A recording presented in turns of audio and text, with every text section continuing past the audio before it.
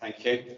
Okay, good afternoon, everyone, and welcome to the decision days of myself, Executive Lead Member for Economy, Transport and Environment, as well as the Executive Member for Highways Operations and the Executive Member for Climate Change and Sustainability. These decision days are being broadcast in one session, live on YouTube via the County Council website. Also, welcome to Councillor Stephen Philpott, the Select Committee Chairman, Councillor Martin Todd, the Opposition Spokesperson, and Councillor Louise Parker-Jones, the Independent Spokesperson. So I do have other members that are going to speak and deputations, and I will invite you to speak at the relevant times when we go through the agenda. And each speaker will have up to 10 minutes, but don't feel you need to use all 10 minutes if you don't need to. Okay, look, we've got a very busy agenda. So I'm going to push straight on, if that's okay, and we'll go straight into agenda item 1, which is the Hampshire Highways, Highway Network Recovery Strategy. And I think Mr. Lawton, Tim Lawton, is going to present that paper. Yes, thank you, Councillor Humby. Yes, that is me. This is a follow-on from the report that was considered by Councillor Oppenheimer at his decision day back in July last year, which set out the challenges facing the highway service in Hampshire. An outcome from that decision paper was a commitment to develop a network recovery strategy for the longer term, and that is included within the paper that you're considering today. This essentially sets out a long-term plan for how the highway service can be delivered going forward, and especially in light of the extra funding that was given to the highway service by the County Council back in November 21. The objective with the network recovery strategy is ideally to slow down or arrest the accelerated deterioration in the highway network. But the optimal outcome would be, of course, to reverse that situation. The paper considers how we will use the whole budget, not just the extra funding that was agreed by the County Council last year. There is detail included in the appendix as to how that funding will be spent. So in summary terms, the extra funding that we've been given by the County Council will, and this is included in the strategy, will enable faster responses to highway issues. It will give us more resources to use on the network. It will provide greater visibility of resources on the network, and it will enable enhanced use of asset data, which will help us to manage the service going forward.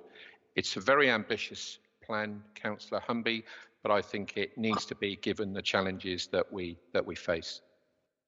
Okay, thanks very much, Tim. And I'm also going to invite Councillor Philpott, I think if he's rejoined us, as this has been through the Select Committee Chair, if he'd like to make a comment on this paper. Are you there, Councillor Philpott? I'm not sure whether he's managed to rejoin us quite yet. Okay, all right. Well, I will move on then, if that's okay. I'll just make a few comments myself. If he does join us, I'll give him an opportunity to speak. I will apologise to those people who think it's rude of me eating a sweet. I do have a cough and I'm trying to stop myself coughing, so I do apologise for that now. I think it's being rude, sorry about that. I just wanted to say, in terms of the actual paper, I'm extremely pleased to see the additional £7 million going in, and the arrangement that we're doing this, and how and this new sort of process we're looking at in terms of the infrastructure, and how we're going to do all that. So extremely pleased to see this. I would like to also mention to those people that perhaps joining us for the first time, that a lot of these papers have already been scrutinised, and a great deal of discussion and time and effort has gone into them. So when we get to this point, it's just other comments that people want to make, really, because I've been through those, and certainly the senior officers and senior members as well. Now, I am still looking. I can't see Councillor Philpott. Can you, Katie? No, I've just seen if I've just tried to give him a nudge, but no, I don't think he's managed to join. Okay, well, I can always revert back to that quickly there, but I know, as I say, he was very pleased with the discussion that went through his select committee this morning. And we have other members that were present at that as well. So I don't know, Russell, if you just wanted to make a quick comment, as Councillor Philpott isn't here, just to have the discussion around that it went through select committee. Oh, thank you, Councillor Humby. And yeah, I mean, I welcome the strategy. I think it's very welcome to have this extra bit of funding. And I think that the proposed usages are particularly pertinent. The backlog in maintenance will be noted by people, but I have very great confidence that this is the right strategy to address that backlog as best we can with the resources we've got available. That's great, thank you very much. And I still can't see Councillor Philpott, but I'm sure he'd be happy with that. So I don't have anybody else to speak, just to say that I'm very pleased with the paper, and certainly in terms of the funding and that approach we're now taking forward. So thanks, Tim, for that. So, Katie, I'm very happy to accept the recommendations that's set out in Para 1 on page 7. Thank you very much. Okay, we'll go straight through to agenda item 2, which is the local transport plan. This also has been through the select committee. We had a very thorough and long process through there. And I think David Jousey is going to present the paper. David, thank you. Yes, thank you, Councillor. So this paper is seeking authority to consult on a new local transport plan. The local transport plan document itself is attached as Appendix 1 to the paper. The local transport plan, or LTP, sets out the transport strategy for Hampshire and establishes the policies, strategies and plans that will guide how we meet our statutory duties as Highway Authority. And it will form a core part of the County Council's policy framework. The paper today outlines how the LTP is drafted as a pragmatic and deliverable way of achieving long-term travel change and seeks to support sustainable economic development, a shift to carbon net zero, widen accessibility, helping to level up life opportunities and promote healthier, active lifestyles.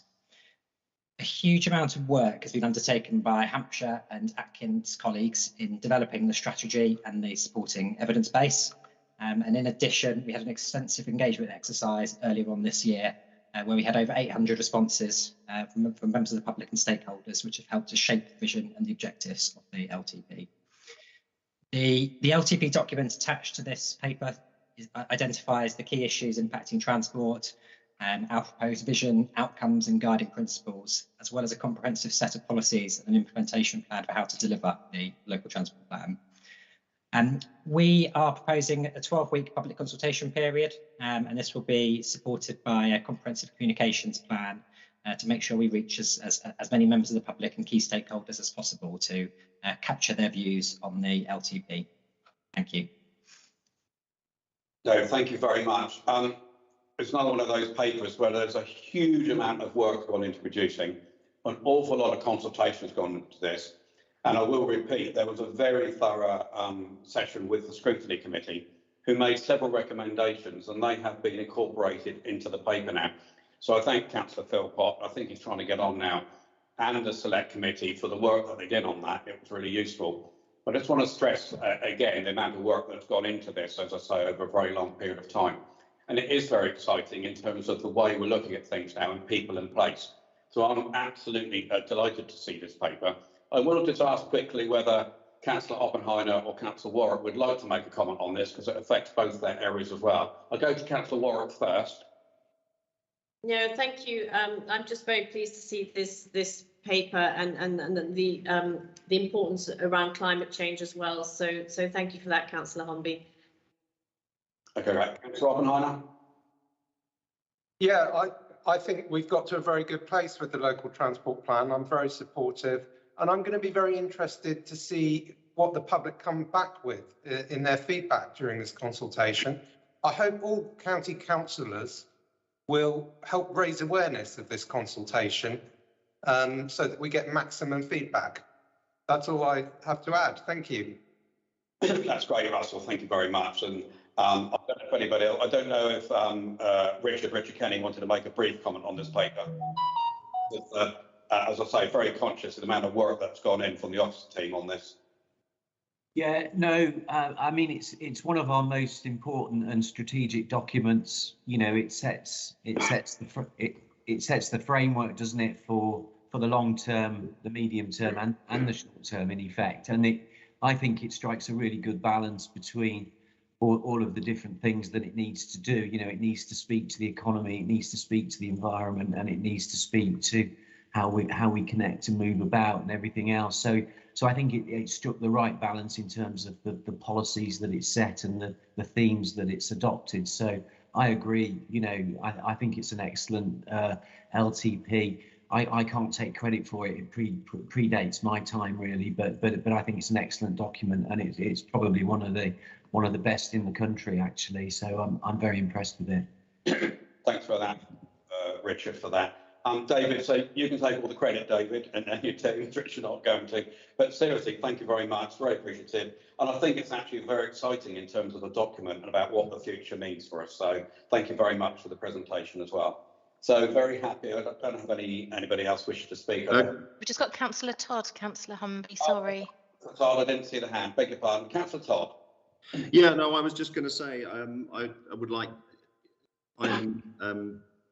From our side, we're pleased at how ambitious LTP4 is, how forward-looking, how much it takes in the need for active travel, thinking about a new way of prioritising how we do our work as a council. It's very positive. I like the way I appreciate the way that officers have taken on board the feedback that was given at the scrutiny committee. Might still have a slight argument about how the overall contribution of transport to carbon is presented in the paper, but that's something we can sort out later on.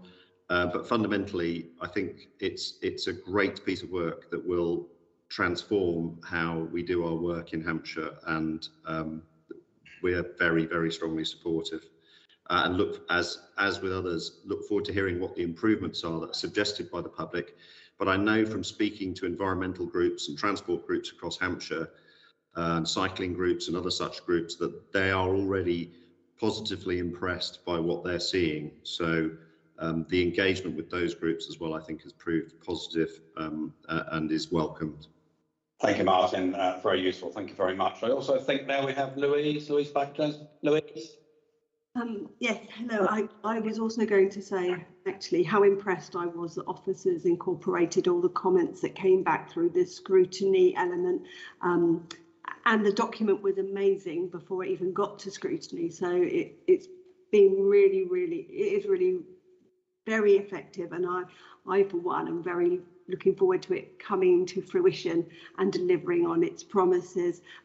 So I really support this. And so yeah, absolutely, it's an amazing piece of work. And I do hope that the community gets behind and does feedback. And I most certainly will be sharing it with people locally. So well done to everybody involved.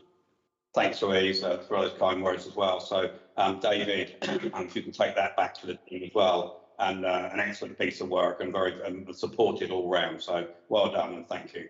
Okay, so I don't think now I have anybody else wishing to speak, unless Katie's can tell me otherwise. Excuse me. So, very happy to accept the recommendations. Empowers 2 to 3 on page 29, Katie. Thank you very much. Okay, so we go straight on to agenda item 3, Hampshire Bus Enhanced Partnership Plan of Scheme. And I think Andrew Wilson is presenting. Andrew. Yep, thank you, Chair. So this report sets out the next step in the County Council's response to the government's national bus strategy that was published in March last year. It follows approval of our bus service improvement plan at your decision meeting in October last year. And that bus service improvement plan set out our joint ambition with the bus operators in Hampshire on how we would work together to improve bus services. So that included measures like speeding up buses through congestion, cleaner vehicles, more frequent services, integrated ticketing with tap on, tap off on all our buses, better value fares, more real-time information, all those things that the government was expecting us to deliver. So the next stage after the publication of the bus service improvement plan was to develop our enhanced partnership plan and scheme, which we have done over the last few months, and that needed to be in place for April by the end of this month. If we didn't produce that by April and submit that to the DfT, we would lose access to several funding streams, both existing, such as the bus recovery grant, bus service operators grant, and then also we'd lose the ability to win any funding under the national bus strategy, whether that was for infrastructure measures or cleaner vehicle, cleaner zero emission buses. So we've drafted the plan and the scheme, which is presented today. We've carried out our statutory consultation with our bus operators throughout January. That went well. We've then carried out further statutory consultation with district councils, with the Competition and Markets Authority, traffic commissioners, passenger representatives and so on, and that was carried out through February. That's come back fine. So we brought the report for you here today for recommendation. So we've got two recommendations. That the first one is to approve the enhanced partnership plan and the scheme, and the second is to delegate authority to the director to, in effect, make the scheme and establish the governance arrangements for April. So that's about it. Just a final word on the funding settlement that we still haven't received from DfT. We're constantly chasing. They've told us this morning that the funding announcement will be made shortly. It was due by the end of February, but that's the very latest I can give you from this morning.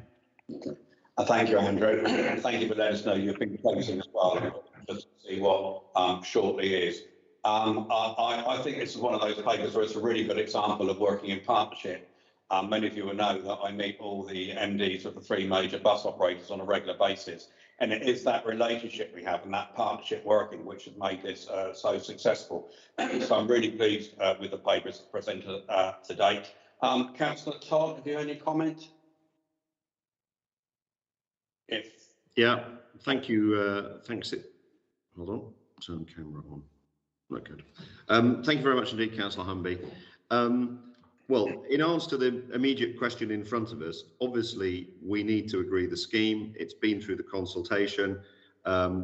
We have to have a partnership rather than not having a partnership. So I would support you agreeing the recommendations today. I realise that bus service improvement planning is a kind of ongoing discussion. I know that in my own division and my own area, we're keen that there is more ambitious targets for growth and open to having a discussion as to how we can use the City of Winchester movement strategy in order to drive that faster. And I do think ambition is going to be important. It's inevitable where we have to be negotiating a plan with bus companies that everybody's going to be careful, particularly in an environment, as we've just heard from Mr. Wilson, where, to put it kindly, the funding environment is uncertain. And the big numbers that were talked about when Bus Back Better was announced now have already been raided to provide support to buses during the pandemic. And we do not know whether we will get the level of funding, particularly in the context of levelling up as well, that will support our ambitions. So there's one area that I think would be useful to explore in the future, which is the way bus services at the moment are looked at is through the lens of how do we make services available to people who don't have access to cars, and that is very important.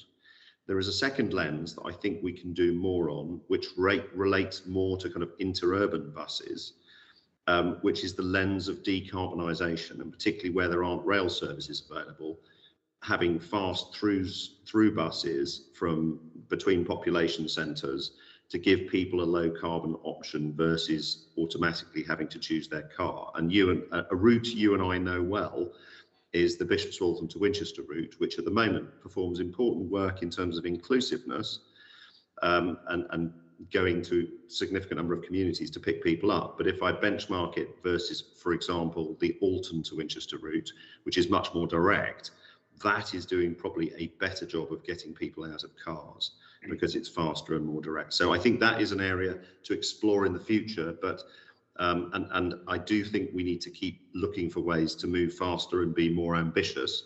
But in terms of the decision in front of you today, obviously we need this partnership signed off, and would support that going ahead. Okay, thank you very much. Andrew, do you want to make a quick comment on that? That's something that we can pick up on going forward. Certainly, yeah, and specifically, the next intention that I have in terms of developing this to the next stage is that what I'd like us to do is develop an action plan in effect for every single bus route in Hampshire.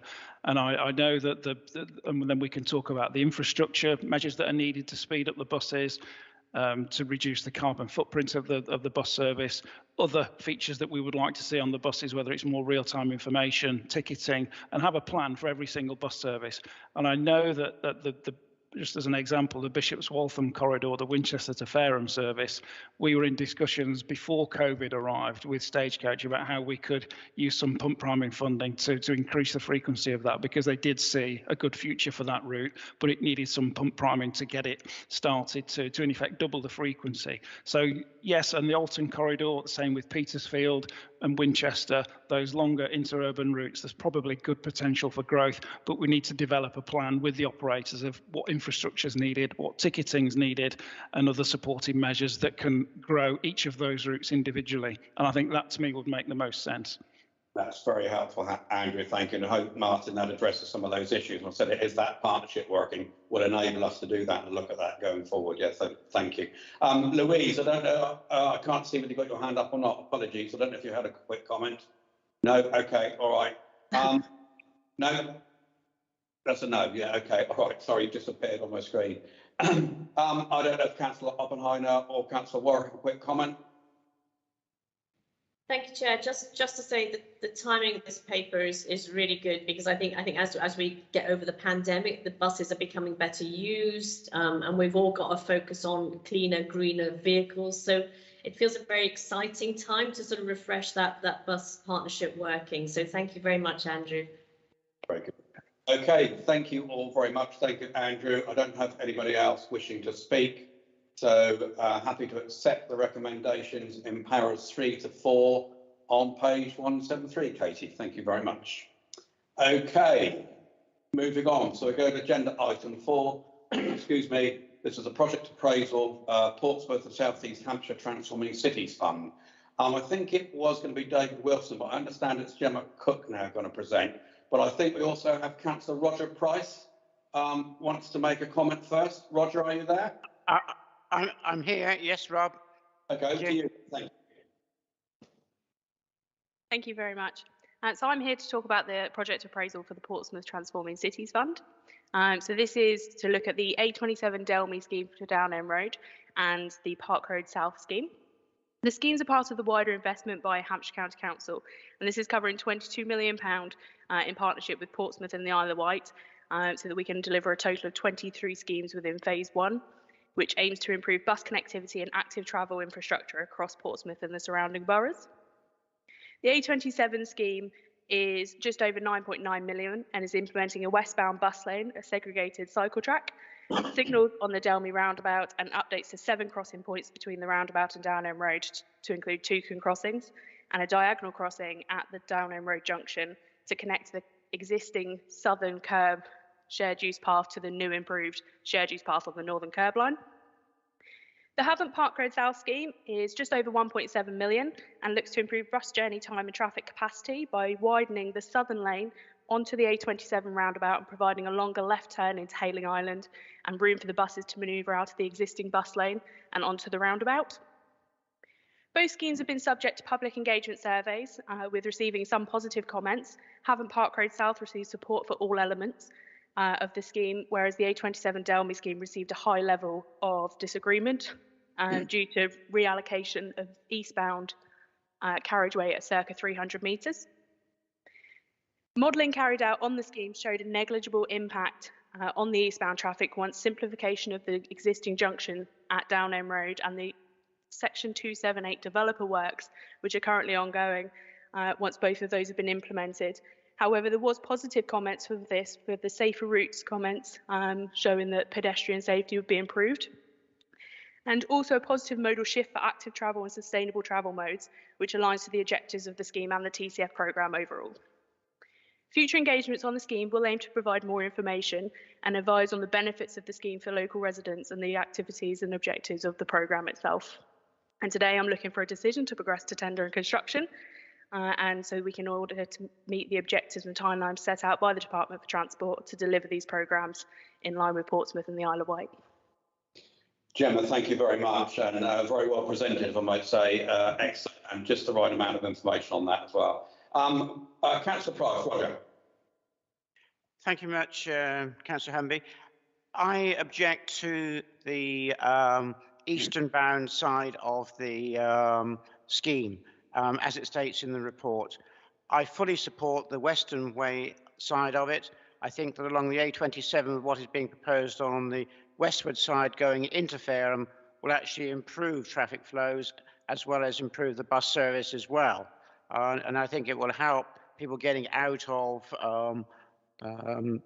A27 onto the Downby roundabout, because it will, I hope, will restrict some of the people who use that as a rat run off of the motorway to go up the other side of the onto the eastern way. So that element of it I totally support. What I don't support, and I don't think the scheme is fit for purpose on, is that the eastern bound, by reducing the traffic to a single flow in part for, I think, 300 metres, is not going to be very helpful. At the moment, we have a lot of problems on the Dalmy roundabout where traffic blocks round the roundabout because the traffic can't get past the slip road coming down from the motorway. And that then stops traffic getting out of the Wickham Road junction and High Street junctions onto that motorway, onto that roundabout. Now, this scheme, I think, will worsen that situation, because with going down to single file traffic for that 300 metres, it will mean that traffic will build back further and cause and exasperate that situation. We do have experience that where, and I can't remember who it was, I think it was the gas board, closed the inside lane at one stage of the A27 just this side of Down Inn Road near St Catherine's Way to do some work. And that meant that you obviously went down to a single file traffic to get past that. And that caused chaos in rush hour times and did cause a lot of problems. Now, if that permanently happens, then I see people going through the slip road, which is just opposite the entrance to the golf course on the other side of the road, and we'll use that as a rat race up through back into Down Inn Road and then through the thicket, the Spinney, and out onto the A27 that way. So I see that it's, and the Cams Hill part of it, which is going to be into a cycleway, I think that's going to make it more difficult for the cyclists as well. And that area there is used very heavily by the school pupils going to Cams School. So I think that the that part of the scheme, I do not believe is fit for purpose. And I also note in the report that Fareham leader has also made a similar sort of comment, although I think he doesn't accept the whole scheme, but I do accept the western side of it, but it's the eastern side. So that's my comments, Councillor Humby. Sorry. No, Councillor Price, thank you, Roger. As you know, I sit on the Transforming Cities Fund for Portsmouth. Yeah. And my job literally is to join the dots up. And we look at all the schemes effectively in one. And you have raised this before, and I've raised it with officers. I will come to Gemma in a second to make comment on that. But I've been convinced, looking at the modelling, that they've demonstrated to me that it does work. But I understand your concerns. So I'm just going to go back to Gemma and ask to address the concerns Councillor Price has raised. Gemma, please. Yeah, thank you very much. So yeah, we have carried out additional modelling onto the junction at Down Inn Road to work out, and that's where we've looked at the section 278 works from the developer, and us simplifying that junction at Down Inn Road, we were able to show there's a negligible impact to eastbound traffic. Whereas, as you said, with the Southern Gas works that were carried out, there was no changes to the Down Inn Road junction, which is where we would see an issue. So we have carried out that additional modelling, and what we are looking at as well is the simplification of that junction. So we've looked at that with the developers as well, so that we can work out how that would affect the traffic eastbound. With regards to the Cams Hill cycleway that you mentioned, we are currently looking at additional signage and also how we address cyclists in carriageway with people coming up towards St Catherine's, and using that shared use path with additional signage and line marking so that we put cyclists and pedestrians in a priority situation over the cars using that road, just in case there is anybody that's tempted to use it as a rat run. Gemma, thanks very much. Roger, I'm going to give you the chance to come back if you like, because I see you look like you want to make a comment on that. I don't normally do this, but on this occasion, have you a further comment? The only thing is I have a concern about, and I should have mentioned it first of all, is that there's been two large developments which have been approved. One, it's in Down End Road of about 250 houses, and that they are going to give a contribution to some highway work as well anyway. But on top of that, there's another one on appeal, which is going to affect this, and that's the Romsey Avenue one, which is another 220 houses. So besides the traffic that is using that road at the moment, we've got another 470 possible properties going in the not too distant future, which will be putting more pressure upon the junction and the A27. And I know probably in modelling exercises that can probably be taken in, but I'm not convinced. I like to look at reality. Okay, understand that. Gemma, can you just confirm, and we've had discussed this, and that has been taken into account. Can you just explain that, please? Yeah, we have included that into our modelling, and we've also taken out included any additional development that might come up in the next 5 years, looking at the emerging local fairing plan as well, to take all of those situations into account. Okay, thanks, Gemma, and excellent answering that. Roger, what I think I'm going to do, I have been convinced, and I've looked at the modelling, but I understand your comments and have taken those on board. I am going to accept the recommendations, but what I will do is the offer to work with you, that we can sit down if necessary with the officers to take you through that modelling, if that's something that you would like to take up. And I'm looking at Richard here as well, if that's something that you would like to do, Roger, yes? I would certainly like to see that. Yes, please. That would be very helpful. Okay, all right. Well, I will make sure that happens, and officers will have noted that, and we will do that. But thank you for making that presentation, and I understand the concerns, and you have raised those with me before, and I have challenged the officers, and we have gone back and looked at those, and I, as I say, have been convinced that we have addressed those concerns that you've raised. But we will do that and take you through that process and the modelling. So thank you. Thank you. Thank you for letting me speak. Pleasure. Thank you. Katie, happy to accept the recommendations in paras 2 to 6 on page 523 and 524. Katie, thank you very much. Okay, we'll go straight on to agenda item 5, which is the bikeability cycle training. Now, Adrian Gray will be presenting. I have 3 speakers on this one. So what I'm going to do, Adrian, if that's okay, is in a second ask Darren Fells to make his points. And then I will go to Councillor Bill Withers and then to Councillor Jackie Porter. So when they've made those, when you do the presentation, Adrian, if you can pick up those points as you go through, if that's okay. I think that's the easiest way to do it, or if you can address that issues raised. So welcome, Mr. Fells. So I'm going to ask Darren Fells, if you'd like to make your comments first, please. Thank you. Can't see you. Good afternoon, councillors, and thank you for allowing me to speak at this meeting. My name is Darren Fells, and I am a director at Pedal Power Training Limited. I've also been a school governor in both primary and secondary schools in Gosport, and have voluntarily run the Gosport BMX Club for the last 15 years. Pedal Power Training have been delivering bikeability to children across Hampshire since 2009. For the last 10 years, we've delivered approximately 9,500 places per year to children in Southampton, Portsmouth, Gosport and Fareham, and children in schools covered by this recommendation. This number has been achieved by growing the business over a 12-year period. In 2012, the Hampshire School Cycling Partnership was formed between Mountbatten School Services and Pedal Power Training to tender for the Hampshire Bikeability contract, and have kept this contract since. Between the two companies, we have a mixed workforce of self-employed and employed, qualified and experienced instructors, totaling 37. These instructors are passionate about cycling and helping riders to achieve independence and confidence when cycling. We are respectfully asking you to reject the application to bring the bikeability cycle training in-house with Hampshire Children's Services because of the following concerns we have with the recommendation. We are currently training approximately 9,419 bikeability level 2 and 3 places to children involved in this recommendation. To achieve this target, we need to deliver approximately 241 places a week in the academic year. The maximum one instructor could train in a week is 18 children. This would need 13.4 instructors out every week of the academic year to hit this target. To complete the level 2 award, a group of 6 children would need a total of 6 hours on-road training. If a level 1 course is taught prior to the level 2, a further 2 hours of off-road training would also be required. Will teachers have enough time in their school day to add this on as well? As it is suggested, they will be trained to carry out bikeability training in point 23 of the report.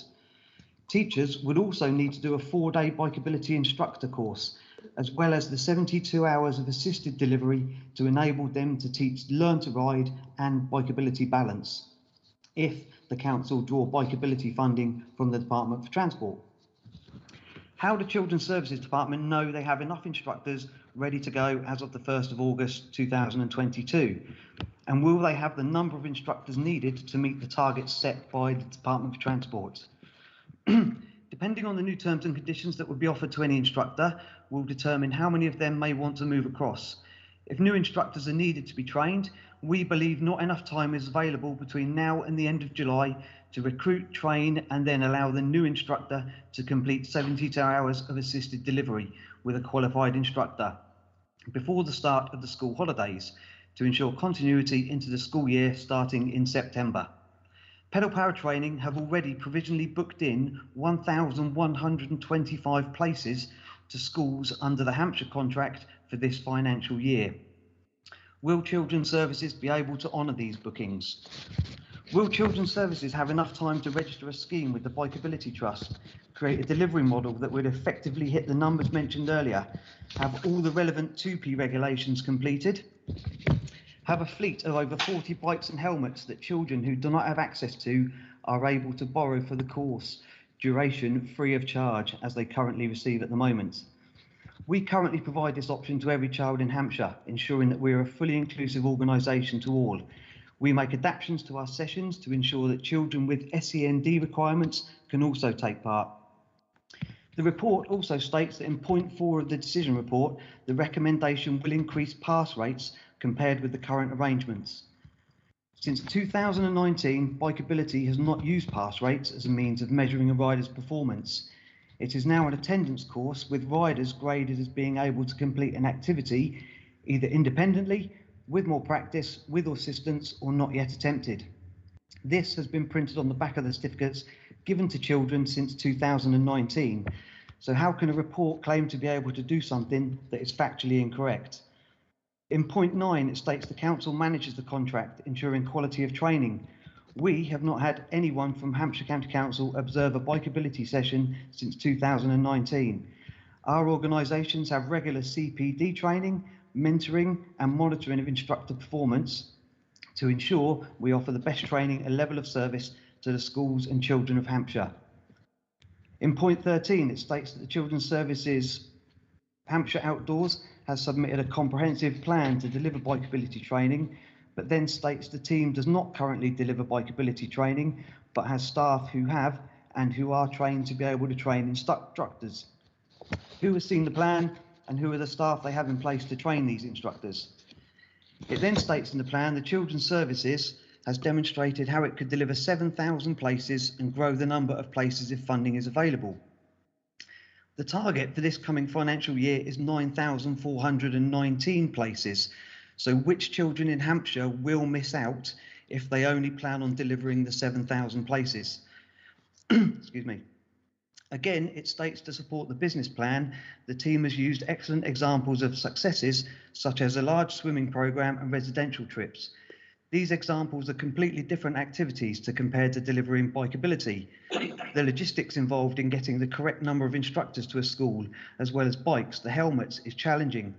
Compiling the class lists and groups for the schools to approve prior to the training also takes a huge amount of time.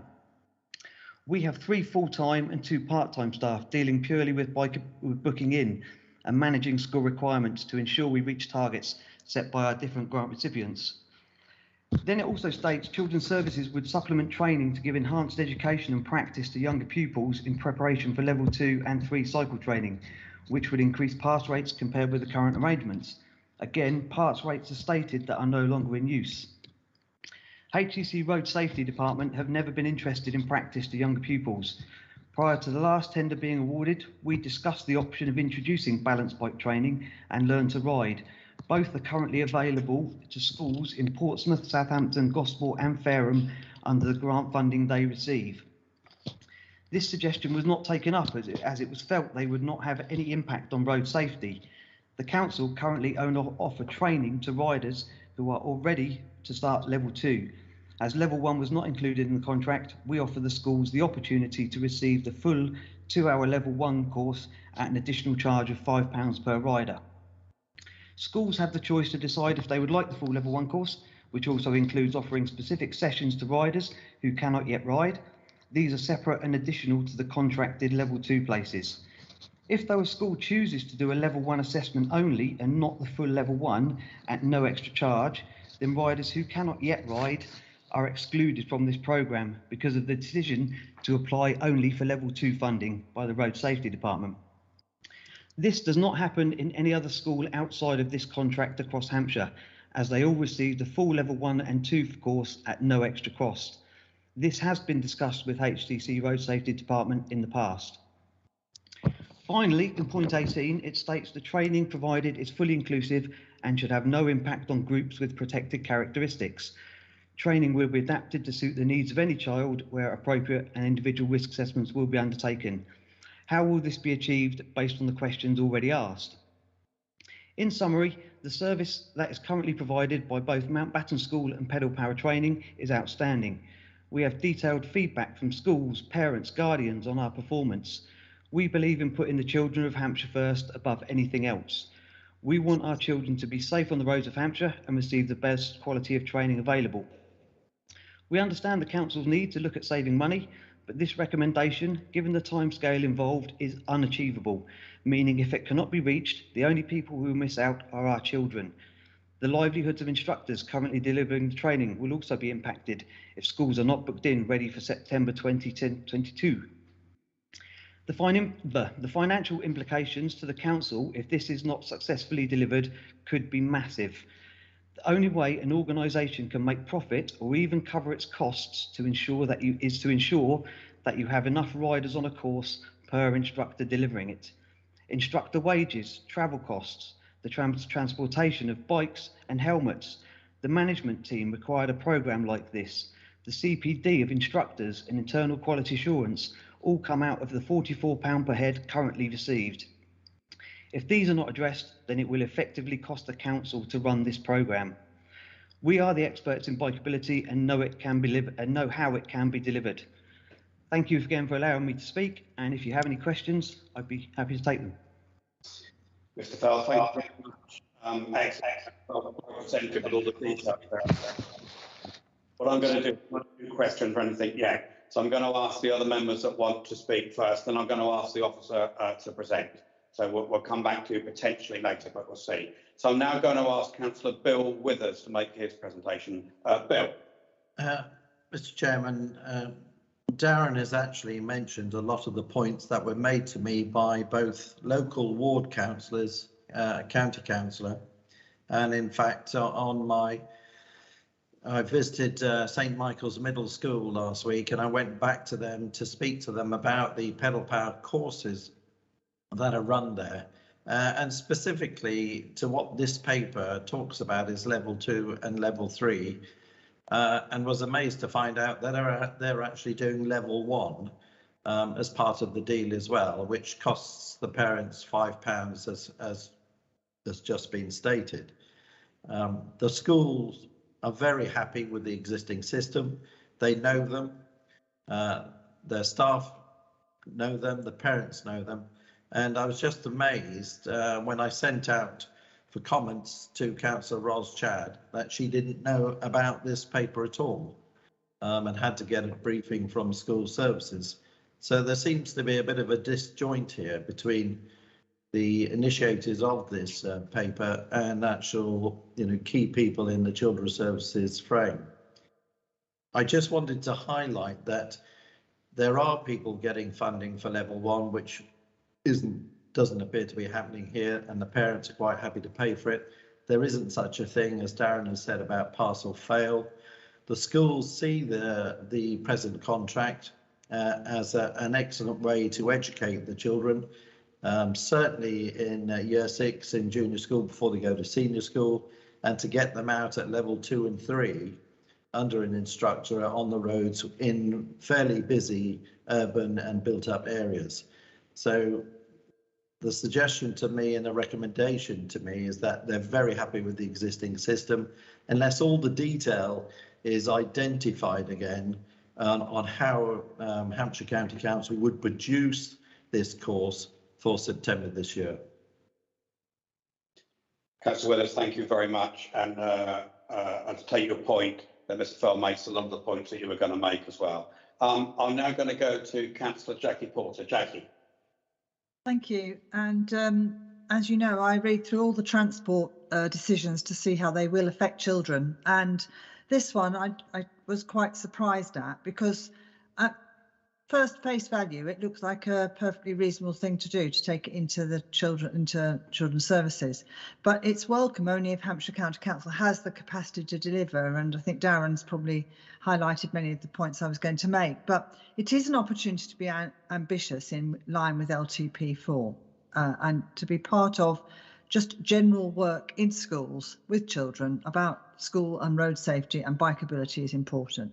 And it's an opportunity for a seed change in children's bike habits. And it could actually open up a new world of transport for them as adults if successful. But again, stating what we've just talked about, starting at level 2 is a risk to the outcomes we all seek by 2050. So I'm seeking assurance that this will deliver for academies as well as maintain schools. It will include special schools, especially for young people who perhaps have been moved to a special school. Often they're removed towards the end of their primary years. Will the scheme include our children in care, even if they don't attend school?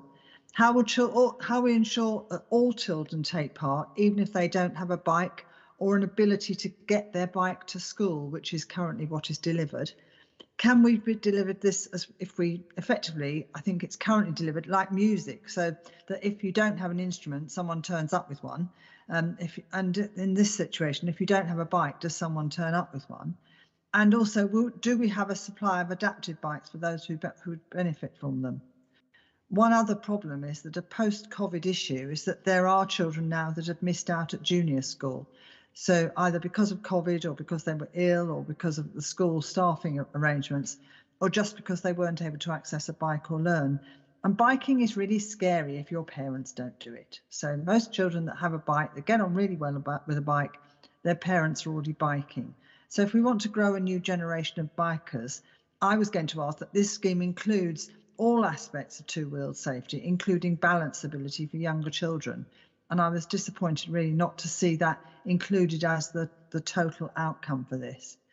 I was told many years ago that children under the age of 10 can't judge the relative speeds of moving vehicles, hence the decision to offer this current scheme in years 4, 5 and 6. Is this still thought to be the case? And how do we use this information? And that's relevant to the pass-fail conversation, because if a child isn't as developed within their brain, they can't actually produce such a good or won't actually be able to bear in mind what the traffic implications are. So with this in mind, what can be done to prepare a child to learn how to ride a bike confidently before they reach the road? And Darren has explained all that here, but it's not in the paper really. And it states as well it will become part of the PE curriculum. We presume that children will be learning to ride on a variety of surfaces. Who delivers the training to schools? If it's the teachers, how on earth are we going to get them? I mean, Darren's just said it, I'm rehearsing it again, but how on earth do we get them all trained to that level by September? It's very different, for instance, even a competent teacher cycling might not be able to teach it to a child. And will you be seeking this as a KPI for activity? At the moment, only 50% of our children can swim. It isn't working for this activity. Can we prove that it's going to work for cycling? So bringing in-house could bring real benefits to the knowledge of how this service delivery could transform school travel plans. But it does appear, particularly from Darren's submission and from other people that we've heard from, that there is a risk, a huge risk. I'm currently working on a new travel plan with my school, and we met with junior road safety officers. They'd missed out on bikeability during COVID, just about to go to secondary school and haven't done it. So we do need to make sure that we catch up children as well, and perhaps we use this as an opportunity to do both for 1 year. An officer before has at the County Council suggested that the purchase of a bike for a child could enable long-term savings on school bus passes long-term. We have a long way to go towards that, but ambitious plans for bikeability puts that possibility in our sights. Reducing the number of children who take bikeability is not going to help us at all. So I'm just going to say as well, what happens if government funding doesn't continue? And I'm just urging you to consider taking this, the point about funding, away from the conversation of whether we do bikeability or not. It's really important that we continue bikeability and balanceability as part of the LTP4 aims. Jackie, thank you very much. I would like to say at this point also, I had a representation for Mr. Blair Byfield from the Mountbatten School Services. I have thoroughly read that and taken all that into consideration as well. I've been through that his report several times, which was very detailed.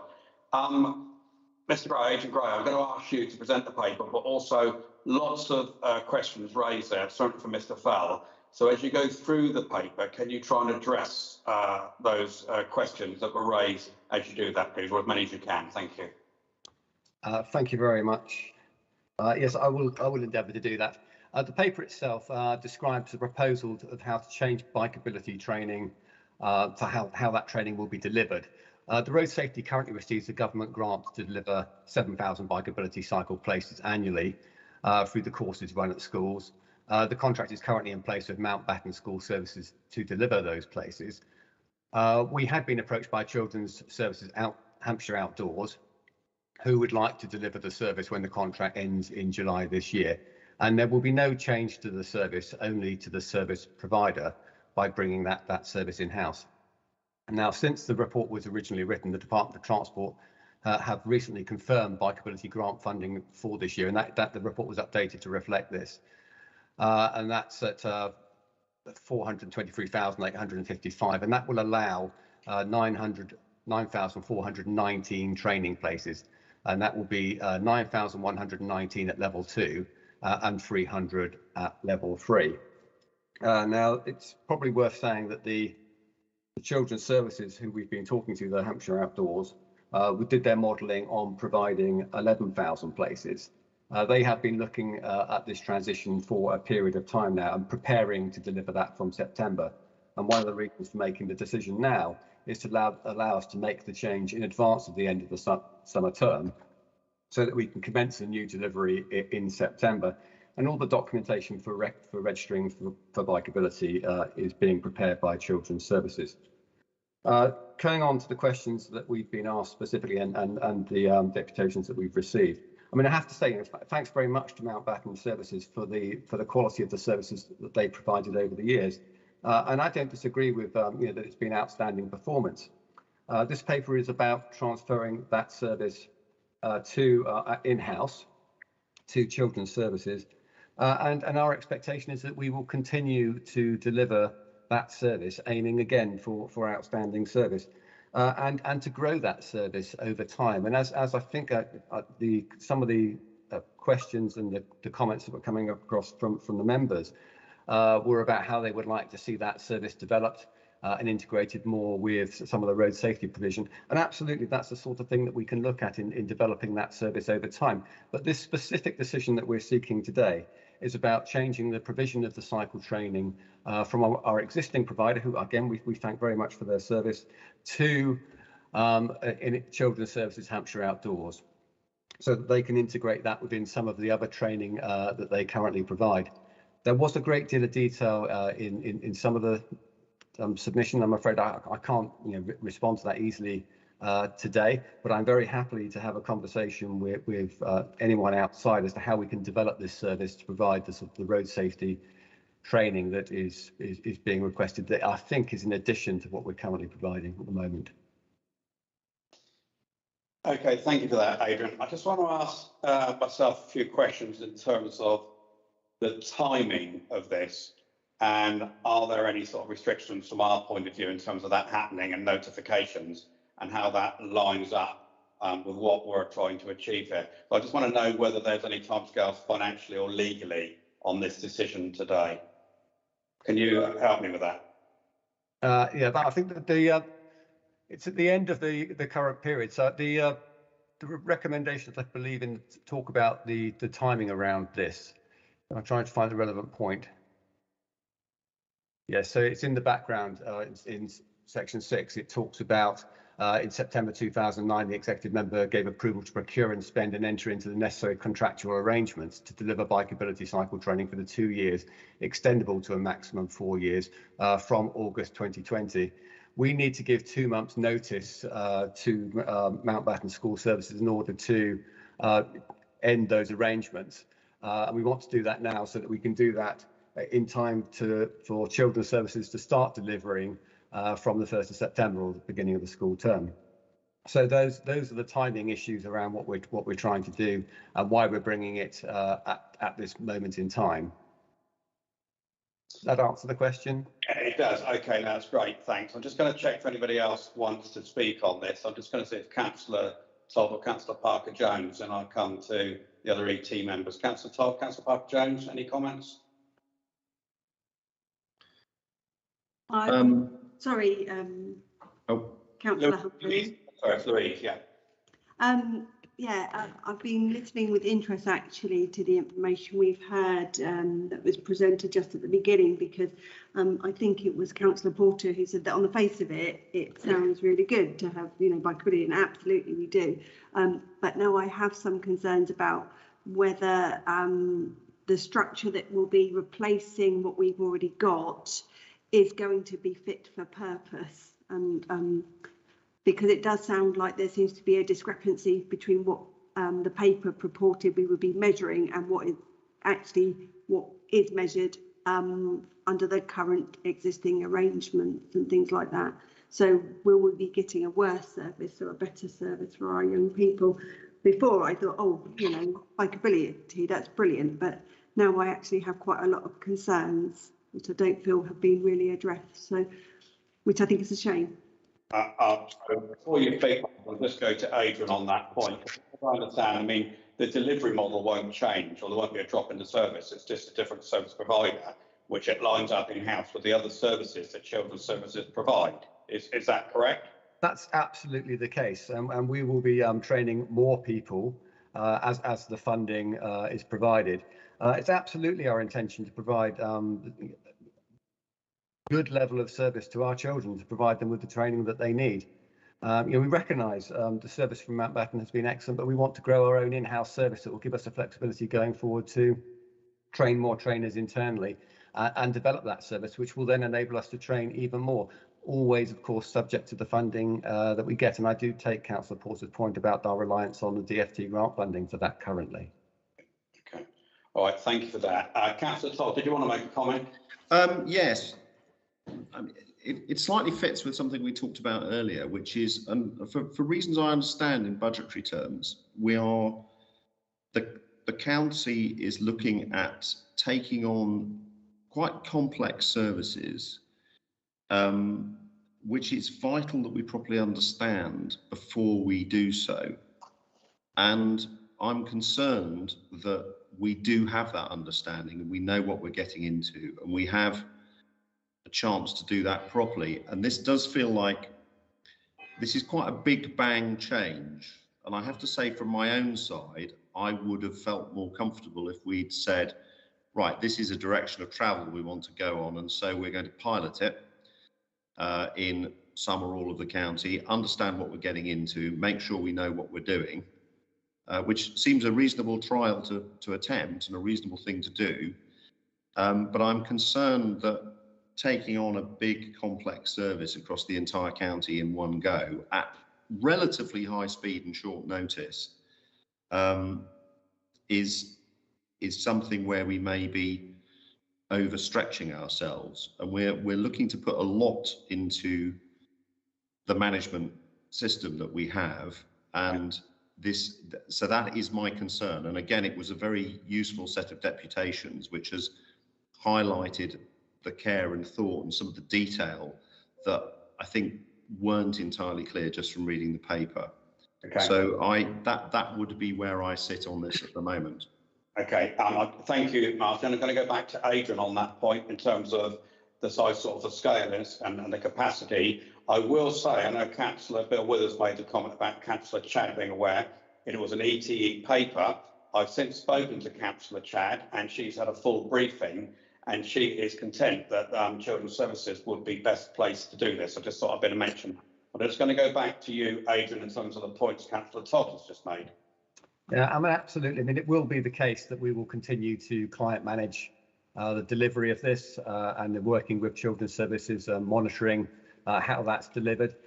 We've been working with Children's Services for a period of time to deliver this. I don't accept necessarily that it's a major change because it's a change in service provider. We're not expecting a change on the ground as a result of that. But that is not at all to contradict what Darren was saying about the performance of Mountbatten. This is simply about changing the method of delivery. Our expectation is that over time this will improve well, not necessarily improve, but expand the service that we are able to offer our children in terms of cycle training. Okay, thank you. I'm also going to give an opportunity to Councillor Warwick or Councillor Oppenheimer. Jan, is there anything you'd like to comment on? Only that I think how important this training is. So I remember when I was a child doing cycling proficiency tests many years ago, and I still remember those rules of 18 inches from the curb, and it really sinks home. And how important is that? I think we possibly, and this is my fault, I probably should have raised it. We could have perhaps emphasised more the importance of climate change, of helping our children become more familiar and competent on bikes and travelling by bike, because in the long term that will benefit everybody, I think. So perhaps we could have put, it's not the paper itself, but it's the long-term implications of this paper are very positive and essential around climate change and carbon reduction. Thank you. Very useful. Thank you. Councillor Oppenheimer, any comment? Well, just to say I support the paper. We're grateful to the previous provider, Pedal Power, but I do have confidence in Hampshire Outdoor Service, and I agree 100% with what Councillor Warwick said. Cycling, getting kids biking is crucial, and that's why we're committed to bikeability. Okay, thank you, and thank you to everybody that has presented, and to Mr. Fell as well. As I said, I've discussed this with Councillor Chad, and I know she's had a full brief on this now, and there certainly hasn't been any criticism of any previous provision, and absolutely that's been excellent. But I do understand the logic. Members that know me well know that I'm always talking about joining up the dots and how we provide services and how we do that together. I think I can say, and everybody would agree, Children's Services are second to none in terms of other authorities as well, and the services that they provide. And what I like about this in terms of the paper and how it joins up with the other services that Children's Services provide. And I think that's the bit that has convinced me that this is the right thing to do, to bring it in-house. I've listened very, very carefully to all the points that were raised and have been made, and I will have continuing discussions with officers. But at this stage, I am content to support the paper on the context that it does join up in-house with those other services that are provided. And to me, that is very logical and makes a lot of sense to do that. And I'm sure Children's Services will do an excellent job in providing that. So thank you to everybody that has spoken and everybody that has made their representations today. Excuse me, cough again. But I am going to support the recommendations as set out in paras 2 to 3 on page 459. Katie, thank you very much. Thank you. And thank you to Aidan Gray, and again to everybody that has spoken this afternoon. Thank you. Excuse me. Okay, I'm now going to move on to agenda item 6, the T21 street lighting project. And I think, Adrian, is that you again presenting that one? Yes, that's me again. Okay, great. Thank you very much. This report recommends increasing dimming applied to streetlights in order to deliver the required T21 savings. The original proposal was to deliver these savings by replacing the most high-powered streetlights with LEDs, but this requires a variation to the PFI project agreement, and delay in reaching an agreement with a PFI service provider means that project won't deliver savings in the original time frame. The report does recommend delegated authority in consultation with the lead executive member to terminate that LED project in the event it's not possible to reach agreement in a timely way. Specifically, the proposals relating to dimming are to dim streetlights on residential roads by 65% all night. It's currently they are dimmed by 45% from switch on until 23:30, then 65% until 5:30, and then 45% again until switch off. We're also proposing dimming streetlights on the principal road, so that's a classified road network, by 40% from switch on until 23:30. It's currently 25%, but there are no other changes proposed to dimming on the principal roads at this time. The proposal would mean that streetlights in residential areas will be less bright between switch on and 23:30 and between 5:30 and switch off, and streetlights on the principal roads would be less bright between switch on and 23:30. The streetlights do have flexibility to vary the dimming if there are any negative impacts are identified once this change is made. But notwithstanding this, any changes may be reviewed once implemented and revised proposals brought back to the executive member as necessary. Thank you. Thank you, Adrian. I'm going to go to Louise or Martin first, if you have any comments on this paper. Councillor Todd? Yeah, I'm happy to go first. Yeah.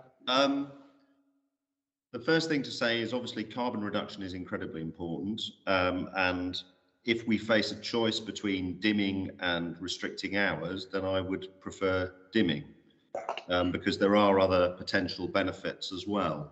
I think I have two requests that relate to this.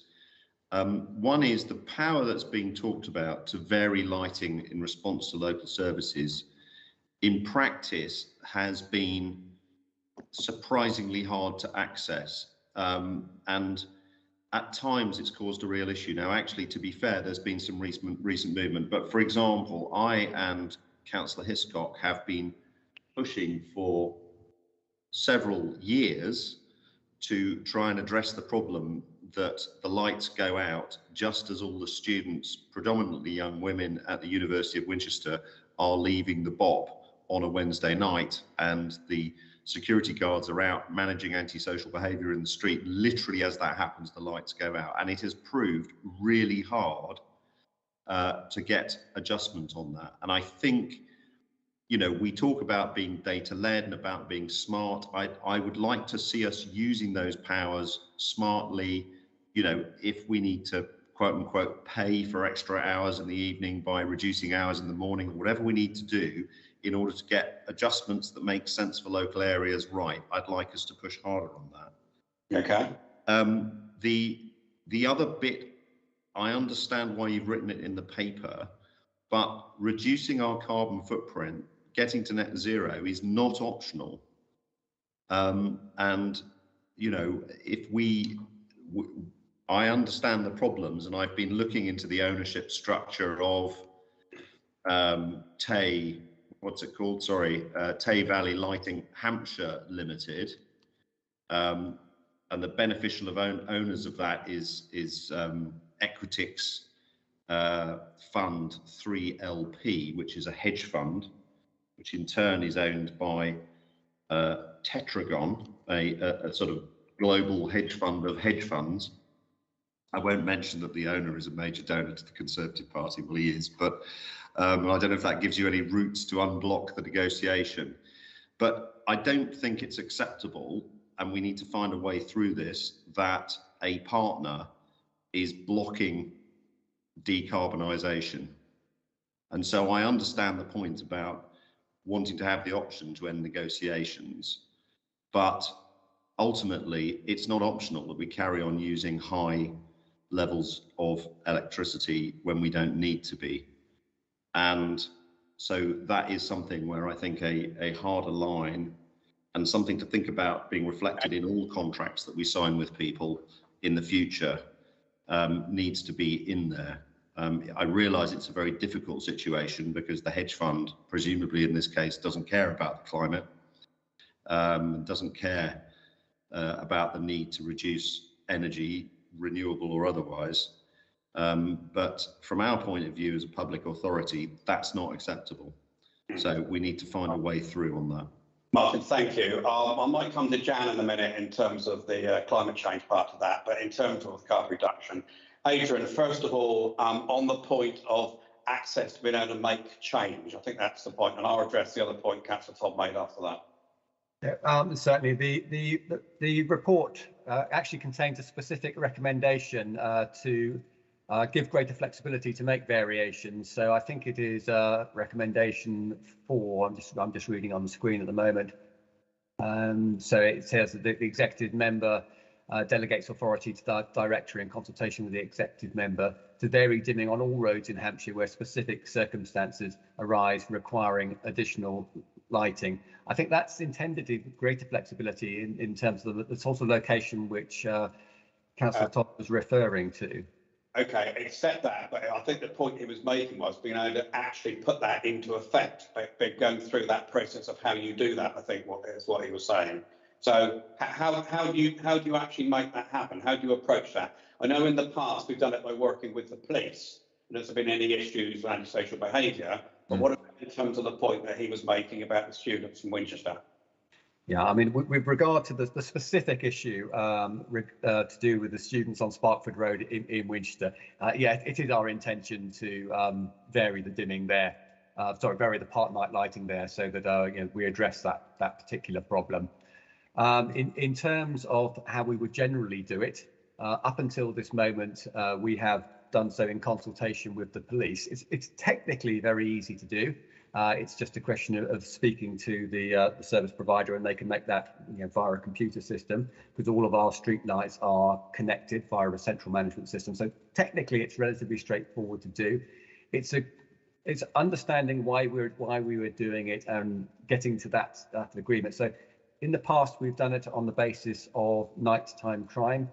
But I think there may be opportunities to expand that to look at other areas. But clearly, we do need to understand that there is a particular need to do it, and that turning on the street lights in that way would enable us to do it. But that is talking about park night lighting, and there are no plans within this report to change park night lighting. I just say that as an aside, that we could vary the park night lighting. In terms of dimming, yes, if it's a specific issue relating to the dimming, yeah, we will be able to look into that as and when that's brought to our attention. Okay, that's great. Thank you. Louise, I'll come to you in a minute. I will then go to Sir Jan quickly now. But Martin, you've clearly done your homework on the hedge funds and everything else. I do think it's unfortunate you take you make a shot at in terms of the politics there. I thought that was completely unnecessary. It's a serious subject for that. You don't need to do that. And I don't like that done in my D-Day. So I ask you not to do that, please. Jan.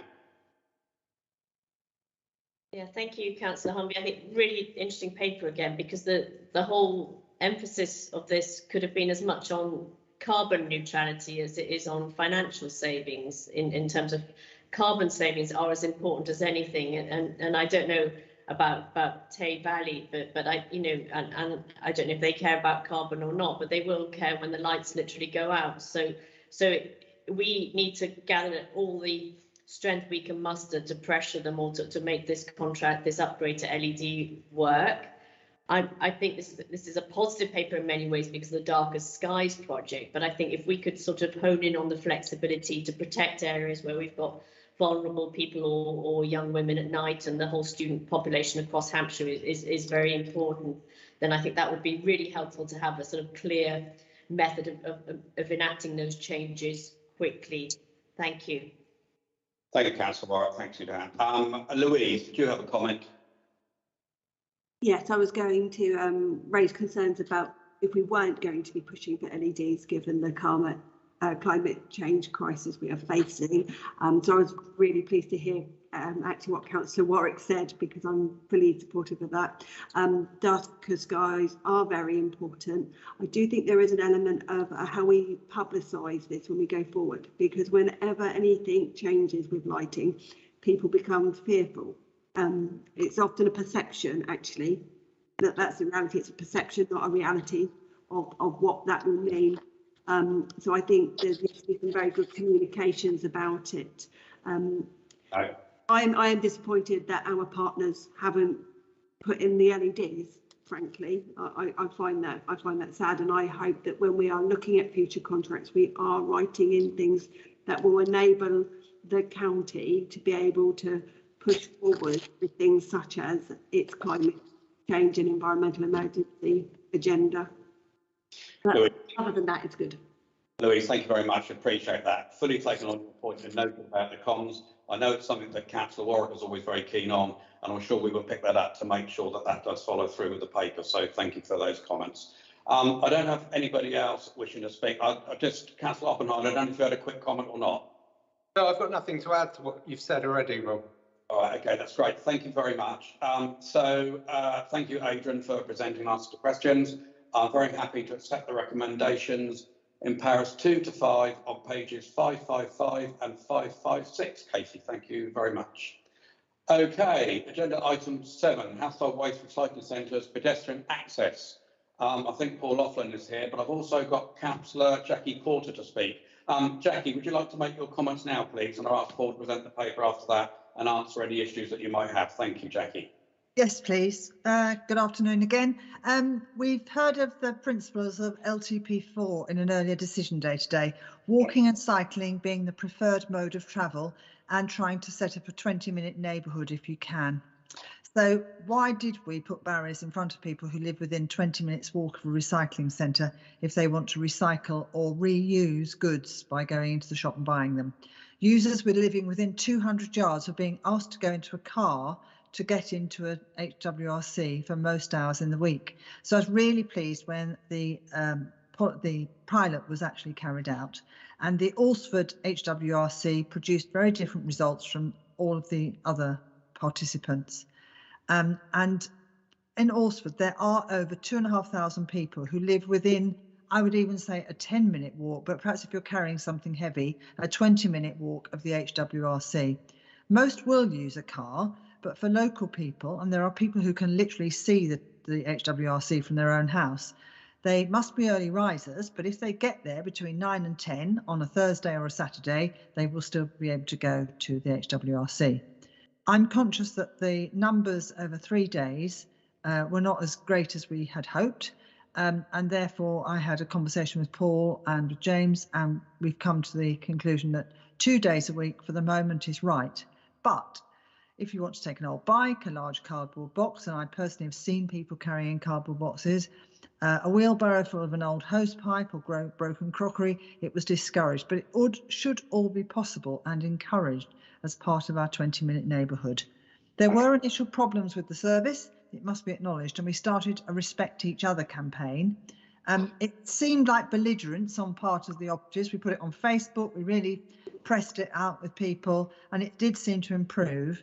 The public reacted to what they felt like was belligerence from operatives who were told to follow the rules strictly.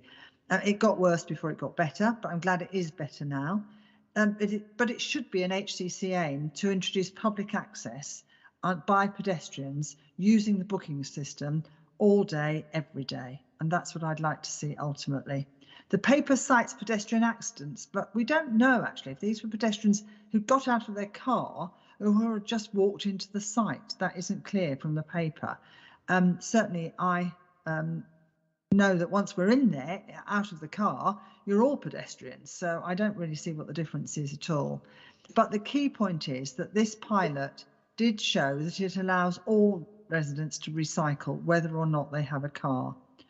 Alresford had 143 visits in the summer, 110 in the 3 autumn months. We don't know how that would have compared to car visits between 9 and 10 on those days, because cars couldn't get there anyway. And my own husband complained about that. But he wouldn't walk in instead because he doesn't live that close to the site. But if you live close, it is important. But I'm really pleased to see the retention of that pedestrian walking. I regret the reduction to 2 days, but I'm really pleased it does include a week and a weekend day. But I'd like to see that Hampshire gets to the same day booking, although I realise I've been told that for one reason or another, it isn't there yet. I think it's an IT issue. So I'm seeking 2 further things, further to your decision, that Hampshire works towards pedestrian access and buggy access, actually, to be incorporated into the design of HWRCs, not just at the redesign stage, but to consider it part of the 20-minute neighbourhood facility if there is domestic housing nearby, and that isn't the case for all of them.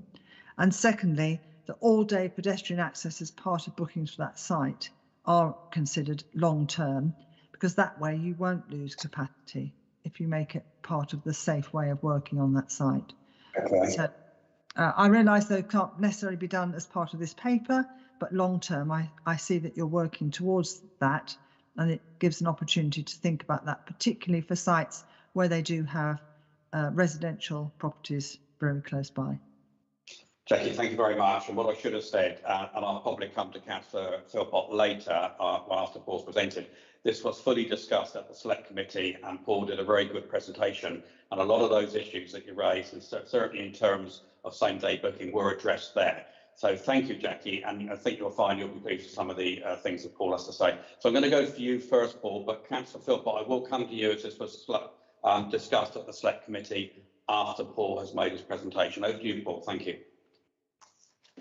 Thank you. Good afternoon, Councillor Humby. So this report provides an update on the 6-month pedestrian access trial that was approved for 3 household waste recycling centres initially in June 2021. This followed a representation from Alresford residents, as Councillor Porter mentioned, who lived nearby but felt excluded by the policy to prohibit pedestrian access since the pandemic began. A trial was instigated at Alresford as well as Hedge End and Waterlooville as 2 other sites close to residential areas to evaluate using the booking system to manage a controlled pedestrian access period on 3 mornings per week. The trial commenced in July and had mixed results. While there was a steady patronage at Alresford, we had only 7% pedestrians present themselves at Waterlooville in 5 months.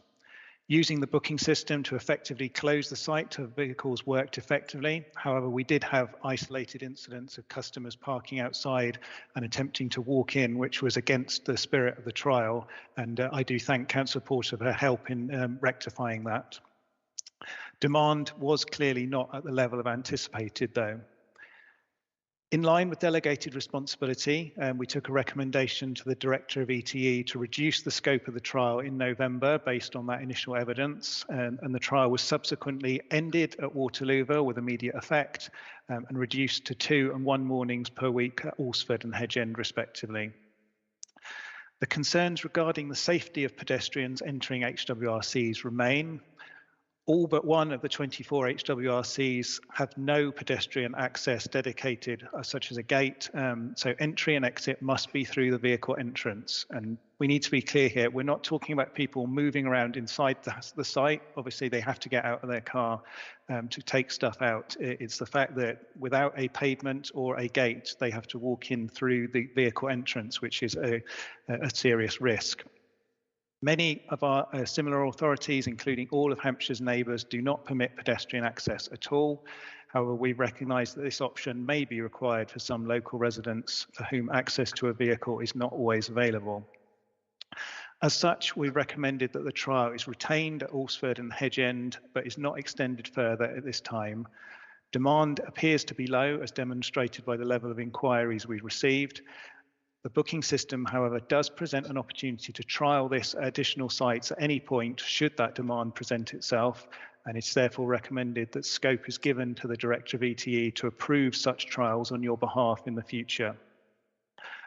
We've also put inside the recommendations that if we are looking at new or redeveloped sites, that putting in some sort of pedestrian gate or something is included as the scope and part of the design for that, and that is definitely something we want to do taking forward. And just to pick up on the question mark about same-day bookings, I'm pleased to say we've been running a trial for same-day booking at 1 site for the last 3 or 4 weeks.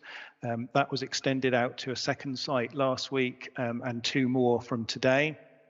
That has been relatively successful. We've been able to work with the sites to iron out any teething issues and making sure that it works for them, because obviously it's a slight change to the way they were operating. But overall, the trial so far has shown there was about 15% of people were using same-day booking option for that site, which correlates with about 15% of people who were booking next day for that site previously. So it does show there is a bit of a demand. We're pleased that it's working well, and the suggestion is that once we approved that and got that working, that we can roll that out across the network in the next few weeks and months. Not straight away, obviously, because again, we need to work with each site separately to make sure that they understand the new system. But certainly, we're pleased with how that has worked going forward. Paul, thank you very much. And I'm just going to Jackie. I will come back to Jackie quickly. I'm just going to go to Councillor Philpott as it went through his select committee this morning. Councillor Philpott, Stephen.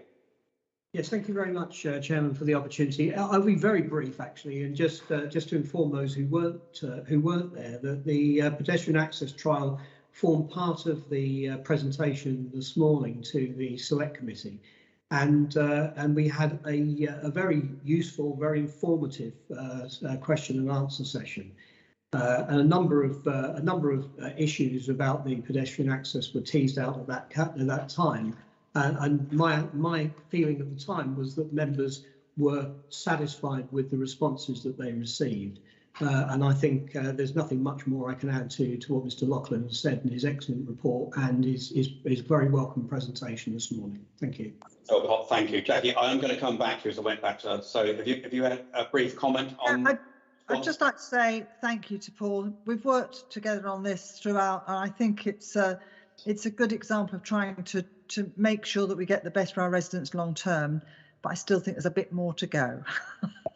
And I know Paul knows that as well. And I think that, if we could work towards these sites being part of thinking about them as part of our 20-minute neighbourhood and the facilities it provides, it would be really useful from a pedestrian and cycling point of view. Thank you, Jackie. Appreciate that. And I look at Paul did also thank you this morning at the Select Committee for the work that you've done working with him and making this work. So thank you for that as well. Councillor Warwick, do you want any brief comment in terms of this paper? It's been really nice to watch the evolution of the HWRC. They're not just somewhere where you go queue for a Sunday afternoon. It's now a really pleasant experience. So I just wanted to thank the team for what they've done in managing that booking system through COVID. It's been tricky, but we've come through it. And I think it's actually now a very positive site to visit right across Hampshire, every one of them. And I'm really pleased that the upcycling, the next steps will be actually capturing more of that material rather than throwing it away, but actually upcycling and reusing it. So the paper that we took a few months ago about the site in Andover is a really positive development, and I hope that we see more of that in the future as well. So thank you. Councillor Warwick, thank you very much. I just want to say, Paul, thank you to you, certainly, and to James Potter and Sam Hall as well. It has been quite a long journey. We have listened, we have made adjustments, so thank you to you and the team for doing that. And to get such a huge response and a positive response in terms of the booking system, especially as we've got to the same day booking. And I know we've got a few more to roll out, but a huge thank you to you and the team for sort of staying with it, I suppose, to put it like that. And also the comments that Councillor Warwick made as well. So thank you. I don't have anybody else to speak on this, so just have Councillor Todd. Sorry, Councillor Humby. Sorry, I do beg your pardon. Councillor Todd. Hold on. Two quick things. One is Councillor Curl, who represents was here this morning, but couldn't be here this afternoon. But he did want to say that he was also supportive of the work. And I think this is a good example of firstly, listening to local residents where there is a concern, and secondly, the whole approach of piloting and innovation. The only thing I would say is I think it's important that we make sure we keep a view on the overall metric of how the system is performing, which is how much recycling are we collecting? As a system, both district and county together, are we increasing our recycling rate? And are HWRCs performing well within that? So if I had a comment, I think the more we can anchor everything we're doing in that as well would be the request. But I do support, I particularly welcome the fact that, that what we talked about earlier in terms of LTP4, 20-minute communities, the idea of giving people more pedestrian access and designing for access is included in there as well. So overall, strong support for what's going on. And pleased that we've made, the progress is being made that is being made. Okay, thank you, Councillor Todd. So I now don't think of anybody else to speak, so happy to accept the recommendations in powers 2 to 3 on page 569, Katie. Thank you very much. Okay, we've been going quite a while now, haven't we? I've got one more agenda item on my D-Day.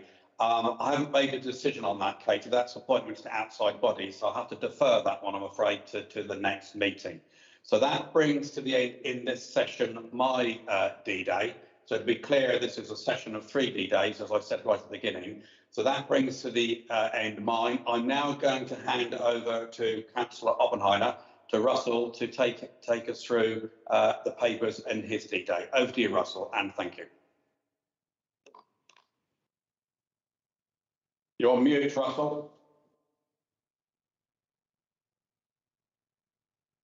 There we go. Thank you, Councillor Humby. So I'm Russell Oppenheimer. I'm Executive Member for Highways Operations, and I'd like to thank you for attending my virtual decision day today, which continues to be webcast on YouTube via the County Council website. I do have members and deputations speaking on some of the items, and I'll invite them to speak at the relevant time. They'll have up to 10 minutes each to speak, but I would appreciate it if deputies could be more concise, given that we are running late in this meeting. There are 2 exempt appendices on the agenda, but I don't propose to go into exempt session, as the speakers, I believe, will be focusing on the open reports and recommendations. So let's crack on. Before we get to item 9, I will declare a personal interest in this item 9, my first item, which is as a member of East Hampshire District Council, but that doesn't preclude me from making this decision. So turning to item 9, we've got the parking service consolidation efficiencies paper, which we discussed at Select Committee this morning. And before we get to the presentation from Adrian Gray, I'd like to invite Councillor Bowerman has asked to speak. So Councillor Bowerman, I'll let you have your deputation now. Thank you very much, Councillor Oppenheimer. Can everybody hear me okay? Yeah. Good afternoon, and thank you for the opportunity of speaking to you this afternoon on item 9. I'm Councillor Bowerman. I'm representing Emsworth and St Faith's division, and I'm sure members and officers will be delighted to hear that I will be brief, as Councillor Philpott and the Select Committee covered this subject very thoroughly this morning. Since this was first mooted, local county councillors and Havant Borough Council have asked Councillor Oppenheimer to reconsider his proposal, and I was very pleased to see that the Select Committee voted against bringing on-street parking back into the County Council by 9 votes to 5 this morning. The main reason for voting down the recommendation was the lack of information within the report, providing only some comparative cost figures, which in isolation made the in-house service seem the more attractive option. Quite rightly, the Select Committee has asked for additional information and evidence to be provided to back up the comparative cost figures. While I am sure the executive member is very familiar with the FAQs prepared by officers in response to councillors' objections, I would like to briefly outline once again why the reasons for this proposal are questionable, and I believe the Select Committee's decision this morning was the right one. Although I'm representing Emsworth and St Faith's and Havant Borough, I'm sure there are other districts in Hampshire who would also like this to be revisited. Excuse me. There is already a model in place that works well, for example, in Havant. It delivers local services with a responsive local team, addressing local community needs. The move to a contracted out service covering the whole county will at best lead to local enforcement in local districts being diluted and probably lost altogether from areas that borough and county councillors consider important, but don't deliver an income stream from tickets. There is also no reason why a local service cannot operate, as suggested by Councillor Oppenheimer, in a more holistic manner and report other highways functions, such as potholes or defective street lighting, and therefore contribute to the wider county council functions. Our current arrangements deliver good value for money, and from the charges the changes we have made in recent years provide the service at no cost to the County Council. In fact, at Havant, a contribution is actually made to the costs from developers' contributions in the area, which will be lost from the change in arrangement. The decision will result in 2 enforcement operations in our towns and villages, one delivering on-street services and one in our HBC in the car parks in Havant. This will be confusing to residents and result in many inefficiencies, not least the doubling of the carbon footprint, with every area being visited by 2 teams. This environmental issue seems to have not been considered very carefully by the county so far, particularly with the situation in Ukraine and its impact on the massive rise in the cost of fuel and therefore the cost of travel.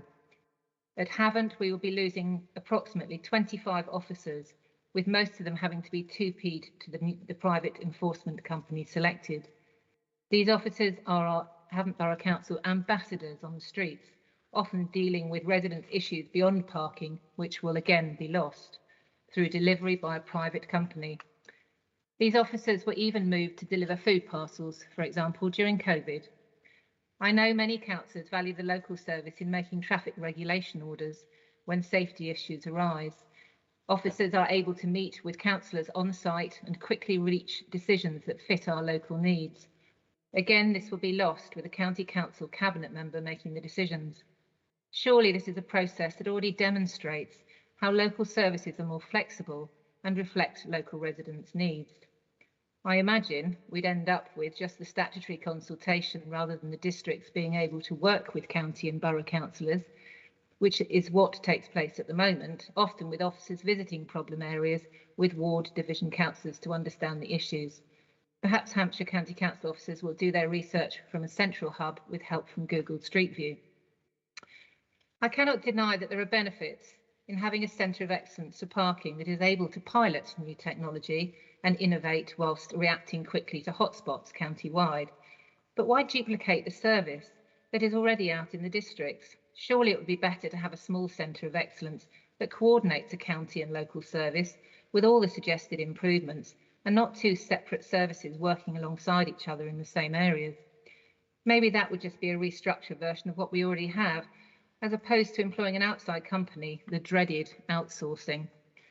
Finally, from an Emsworth perspective, I'm very concerned that once Hampshire County Council has management for on-street parking enforcement, it could only be a matter of time before we see parking meters coming to the town in the same way as they are in Lymington, which is actually a proposal in today's agenda.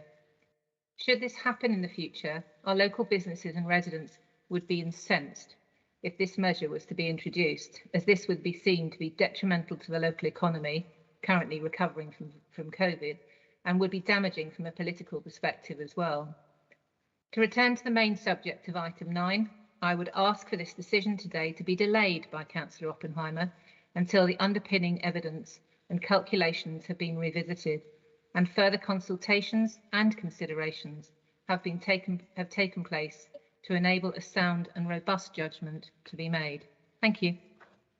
Thank you, Councillor Bowerman. I'll address all of that when I speak, but we'll take the deputations now. We're going to go to Councillor Porter. And yeah, over to you, Jackie. Thank you. The paper describes the efficiency for Hampshire County Council, but not the benefits to the people of Hampshire. So I fully accept that a parking space is effectively buying a space on the highway for an hour or up to a year at a time. And it costs to maintain that, and I fully see that. But how will the public see this as an improved service? And I think that's the only way I can think of selling it to them. So will the parking lines be clearer because they're worn out now? Will the holes and faults and drainage issues within those spaces be mended properly? Will enforcement be more consistent? Will it keep the traffic moving? Will it provide economic support, cognizant of the economic but also the demographic conditions of the area? In Alsford, I've got an awful lot of old people and I'll need to explain this to them. Will it include the provision of on-street EV charging? Will the parking machines be as elegant as possible? Will the county be submitting parking conditions in the consideration of future planning applications in these areas? Will it be clear to the public that on-street parking is managed by the county council, whereas the car parks will be managed by the district council to avoid confusion? And will Hampshire County Council seek to comment on car parking strategy for local plans? That's just briefly the questions I have that follow from the paper today. Thank you, Councillor. Thank you, Councillor Porter.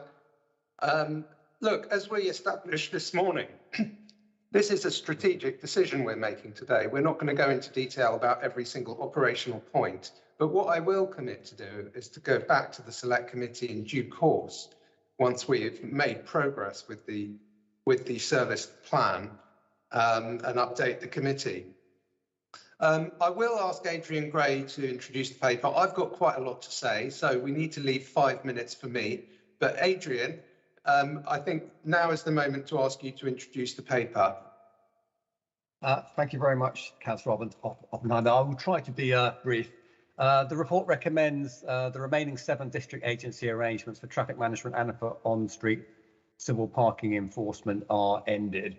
The impact of that proposal will be to expand the existing in-house on-street parking service, which currently operates in the 4 district areas of Fareham, Test Valley, New Forest and Gosport, and create a single county-wide service across all of the 11 districts. The reason for the decision is that the County Council's in-house service is shown to be more cost-effective than the district delivery model, and ending the agency arrangements will enable the County Council to secure the most cost-effective service for the longer term and avoid drawing funding away from other essential highways activities.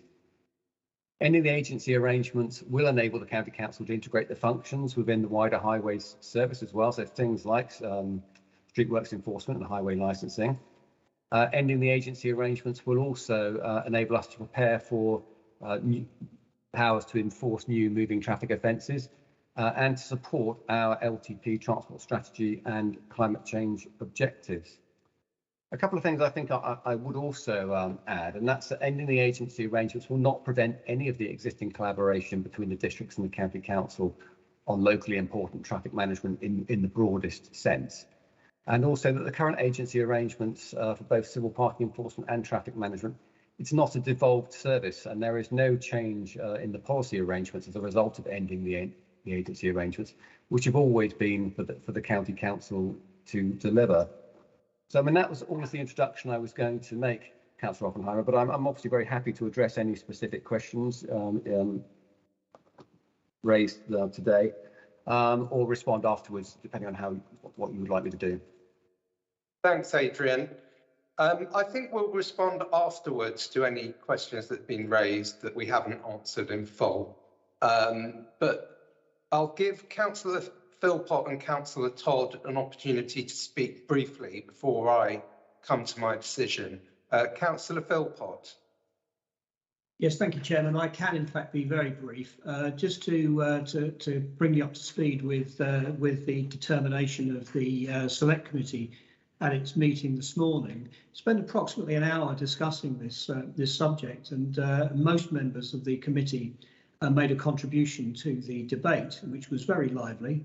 The result was, as we heard from Councillor Bowman, the vote went to 9 votes against the recommendation and 5 in favour. Members who voted against did not feel that the committee had sufficient data and information to substantiate the assertion that the proposed scheme would be more efficient. And also, in addition to that, members expressed the desire to include the service consolidation efficiencies on parking on the committee's work programme for future consideration and review. That's all really I have to say, Chairman. That really just sums up the meeting this morning. Thank you. Thank you, Councillor Philpott.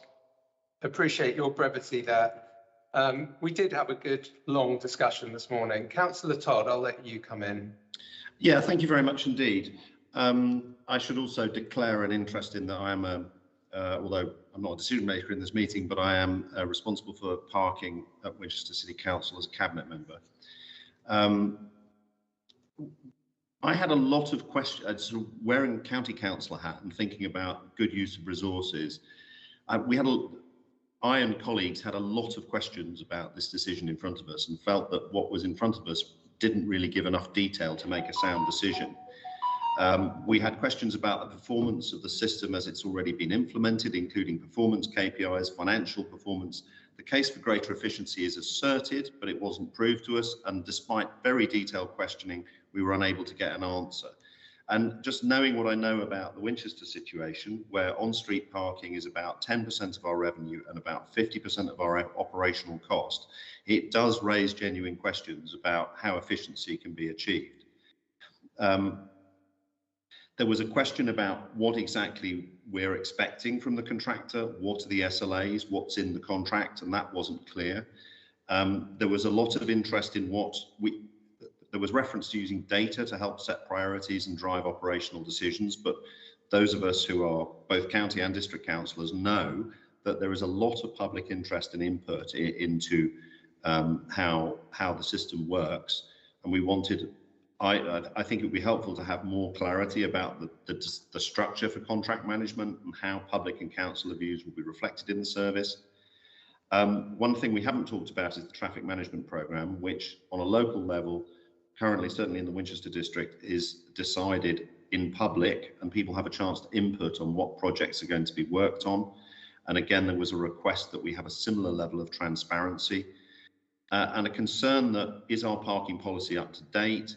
Does it reflect wider policies such as LTP4 and the declaration of the climate emergency? We were very concerned, or I'm very concerned, that even though, for example, Basingstoke and Winchester are moving towards electric vehicles, it's not at all clear that our partner will be doing that, and that ties it a bit into the discussion we've just had about street lighting.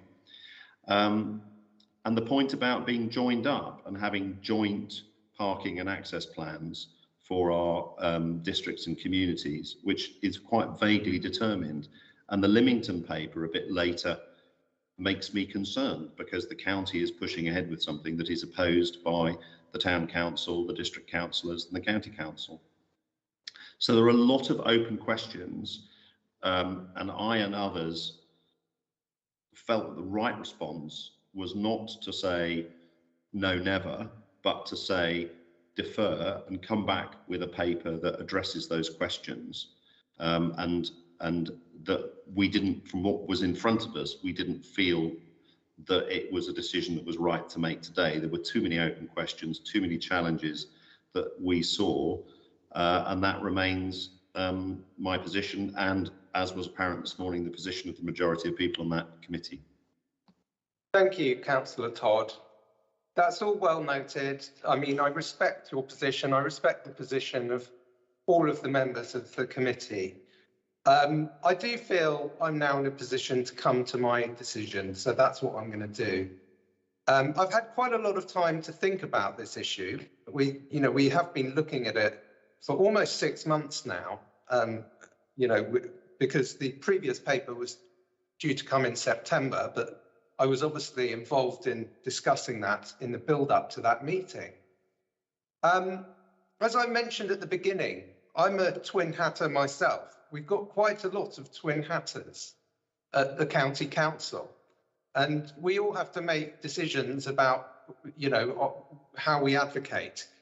For my part, when I'm here, I see it as my function to advocate for what's best for the county. And these functions, these traffic management and parking functions are county functions. And, where we believe as a county that we can deliver a better service in a particular way and achieve efficiencies, then that's obviously very compelling. And that's my primary focus. I have met with the district leads from East Hampshire, Havant, Eastleigh and Winchester to discuss their concerns. And I've carefully considered all the points that they've made. And I do understand the points they've made, and I have weighed them up. But I do believe that they've been very successfully answered in the Q&A that's attached to the paper today. I've also thought about everything that was said at Select Committee this morning. Members clearly wanted more detail about the figures in particular that have led to the decision or led to the recommendation. We will reflect on that.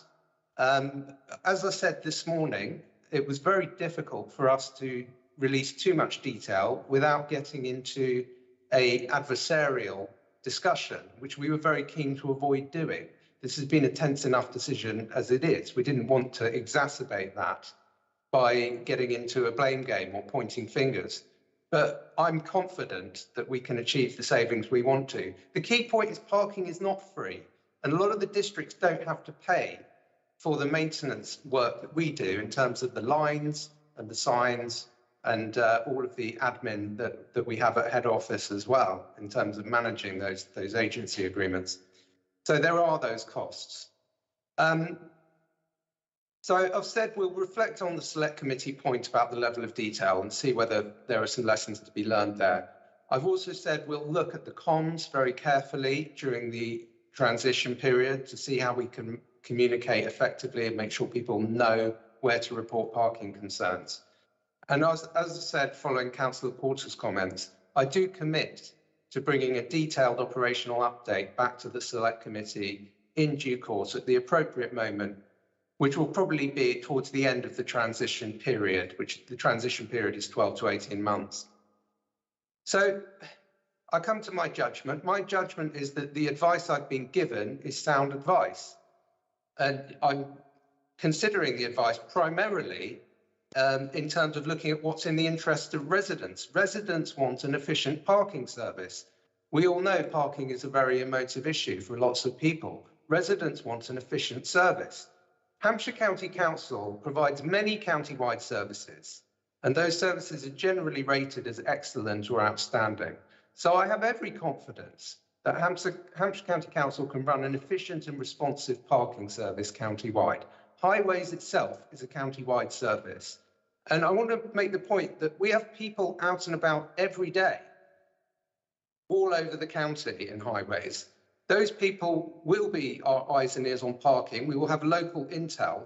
The point that's been made earlier about the joined up nature of the district civil enforcement officers, I believe that point actually is more compelling when you consider the joined up benefits for Hampshire Highways of having the ability to join up our parking services with our engineers and all of their local knowledge from the depots. Residents also want our highways to be maintained effectively, and we heard in the select committee this morning about the maintenance backlog, which has got a figure of £377 million on it. We need to make sure that we channel all available resources into maintaining good highways. I believe that's what residents want. Poorly maintained highways are very damaging to the public realm. They lead to more accidents, they make cycling more dangerous, and they cause residents great inconvenience, as we all know from our inboxes. We get a lot of emails about potholes. So the benefits of bringing the parking service in-house and having this centre of excellence, I think, are substantial. The economies of scale are important. Resilience of service is important. The way we use technology at county, I believe, is important. We've got a very good record of innovating and using technology successfully. And I have confidence in the expertise of the people who we have in Hampshire Highways giving me this advice. They have extensive and relevant service delivery experience. I've worked very closely with them over the last year, and I've learned a lot from them, and I'm inclined to trust their advice. I do believe Hampshire Highways are very good at managing their relationship with their contractors, from what I've seen. So I'm very confident that we will get very good value from this relationship with NSL. And I believe we've got the management capacity to design a good operational model and then to monitor it carefully and adjust it if necessary, because I've seen that happen in Hampshire Highways already. There's a constant process of innovation and improvement. So I'm very confident. And just coming to the local transport plan finally, and the climate change issues. Modal shift and active travel are going to be absolutely integral to the local transport plan. I do believe that this decision today complements that, because it gives future executive members the opportunity to incentivise choices that will be good for the climate, that low carbon choices, such as incentivising electric vehicles, incentivising one-car households through charges. So, you know, there's a whole host of benefits to the local transport plan process. So for all those reasons, I am inclined now to move to the recommendations, which are on page 581 of paragraphs 2 and 3. And Katie, I will accept those recommendations. And having done that, what I want to say is I hope now that the tensions will subside and we will start working together, because the county is not going to suddenly stop talking to districts and boroughs about parking. Far from it. We want to work closely together. We intend to design a system that works for everyone in Hampshire. And so let's get on with making sure we do that and that we achieve the benefits that are set out. So thank you very much, everyone who's spoken on that item. So we now come to item 10, which is Project Appraisal, Stubbington Village Roundabouts Improvement Scheme. Before I come to David Wilson to present, I believe Councillor Hare is going to make a deputation. Over to you, Councillor Hare. Thank you, Councillor Oppenheimer. Good afternoon, everyone. It's not really a deputation. I just have a request with the proposal. Stubbington Bypass is almost complete and it's very welcome. There's been lots of challenges on the way, and the officers, with due respect to all the officers, they've done really, really well. And when there has been challenges, they've ironed them out very quickly and addressed the problems with potholes, the cones, traffic light sequencing, everything, which has been really, really good. The message before this the project was started, was residents' concerns about traffic calming measures and whether vehicles will still go through Stubbington Village. And the message was from Highways that, oh, let's have this will be done and then we'll see how it goes and then introduce traffic calming measures perhaps. And now we're talking about the roundabout schemes, to make changes to the roundabout schemes. When the consultation took place, there was lots of motorists who weren't happy with the actual changes that were proposed.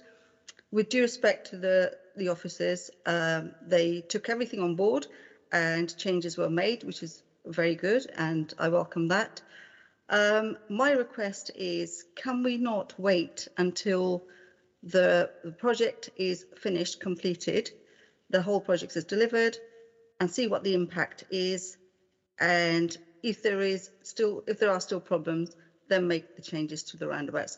And these are actually what the views from the residents too. Can we not defer it for about another 6 months or a year? Let's see what the impact is. If we need to make changes, let's do them. And if we don't, then we'll be saving £700,000. That's my request to you. It is very, very brief. Thank you, Councillor. Thank you, Councillor Hare, and we really appreciate you letting us know about those views of residents. I have actually had a conversation with David Wilson about this request already today, and I do understand that there are concerns about delaying it because of the timing, because of the need to have the adjustments to the roundabout done in concord with the bypass, so that we actually get the benefits at the same time. David, do you want to expand on that and introduce the paper, please? Thank you, Councillor Oppenheimer. I'll come back in response to Councillor Hare firstly. I think there's sort of three key considerations here. I think the first one is that an element of the 775,000 for the village works, as we call them, and that's about 211,000, was from the DFT Active Travel Fund, and that money is time bound. So if we do delay by a year, we'll most probably lose that money. We'll still have 500,000 to do a scheme, but it'll be a lesser scheme. So that's the first point. The second point is that when a bypass opens, and we've learnt this really from Whitehill Borden, that it's quite useful to have roadworks on the old road, because it encourages drivers to change their patterns of behaviour and start to use the bypass, which is really helpful. And I think in this case, in the Stubbington case, there is examples where the journey time savings aren't enormous, and we do need to can I say, incentivise drivers to move onto the bypass and use the bypass. Otherwise, the Stubbington Village will continue to have high volumes of traffic, and we won't get the benefits that we're looking for pedestrians and cyclists. So, and I think that can be achieved by having roadworks within the first few days of the bypass opening. So if we've got roadworks on the old road very soon after the opening, I think that's hugely beneficial. So I hope that covers your concerns, Councillor Hare, and I don't know, Councillor Oppenheimer, if you want to come back or if you want me to go on to present the paper. Yeah, no, please go ahead and present the paper. Okay, thank you. The paper itself, we're just seeking approval to make changes to 2 roundabouts on the old roads through Stubbington. Our objectives are quite straightforward. We want to encourage folk to use the bypass, and also we want to encourage people to be able to walk and cycle safely within the village. As Councillor Hare said, the public consultation that we did for the local village works, there was quite a lot of motorists that responded with concerns, and we have adjusted the scheme. So the scheme that you see in front of you today is an adjusted one where we have maximised the amount of, or retained the number of lanes in many cases on the approach to these roundabouts. Not all cases, but in most of them. And we found the right balance, I think, between cycling and walking, and making sure that some of the traffic from the western side of Lee on the Solent, who will still probably need to come up through Stubbington, aren't sitting in queue. So I hope what you see in front of you is a sensible balance. And the final thing for me really is just for those that don't know, we hope that the Stubbington bypass will be opening officially in late May, which is really good news for the area. So thank you.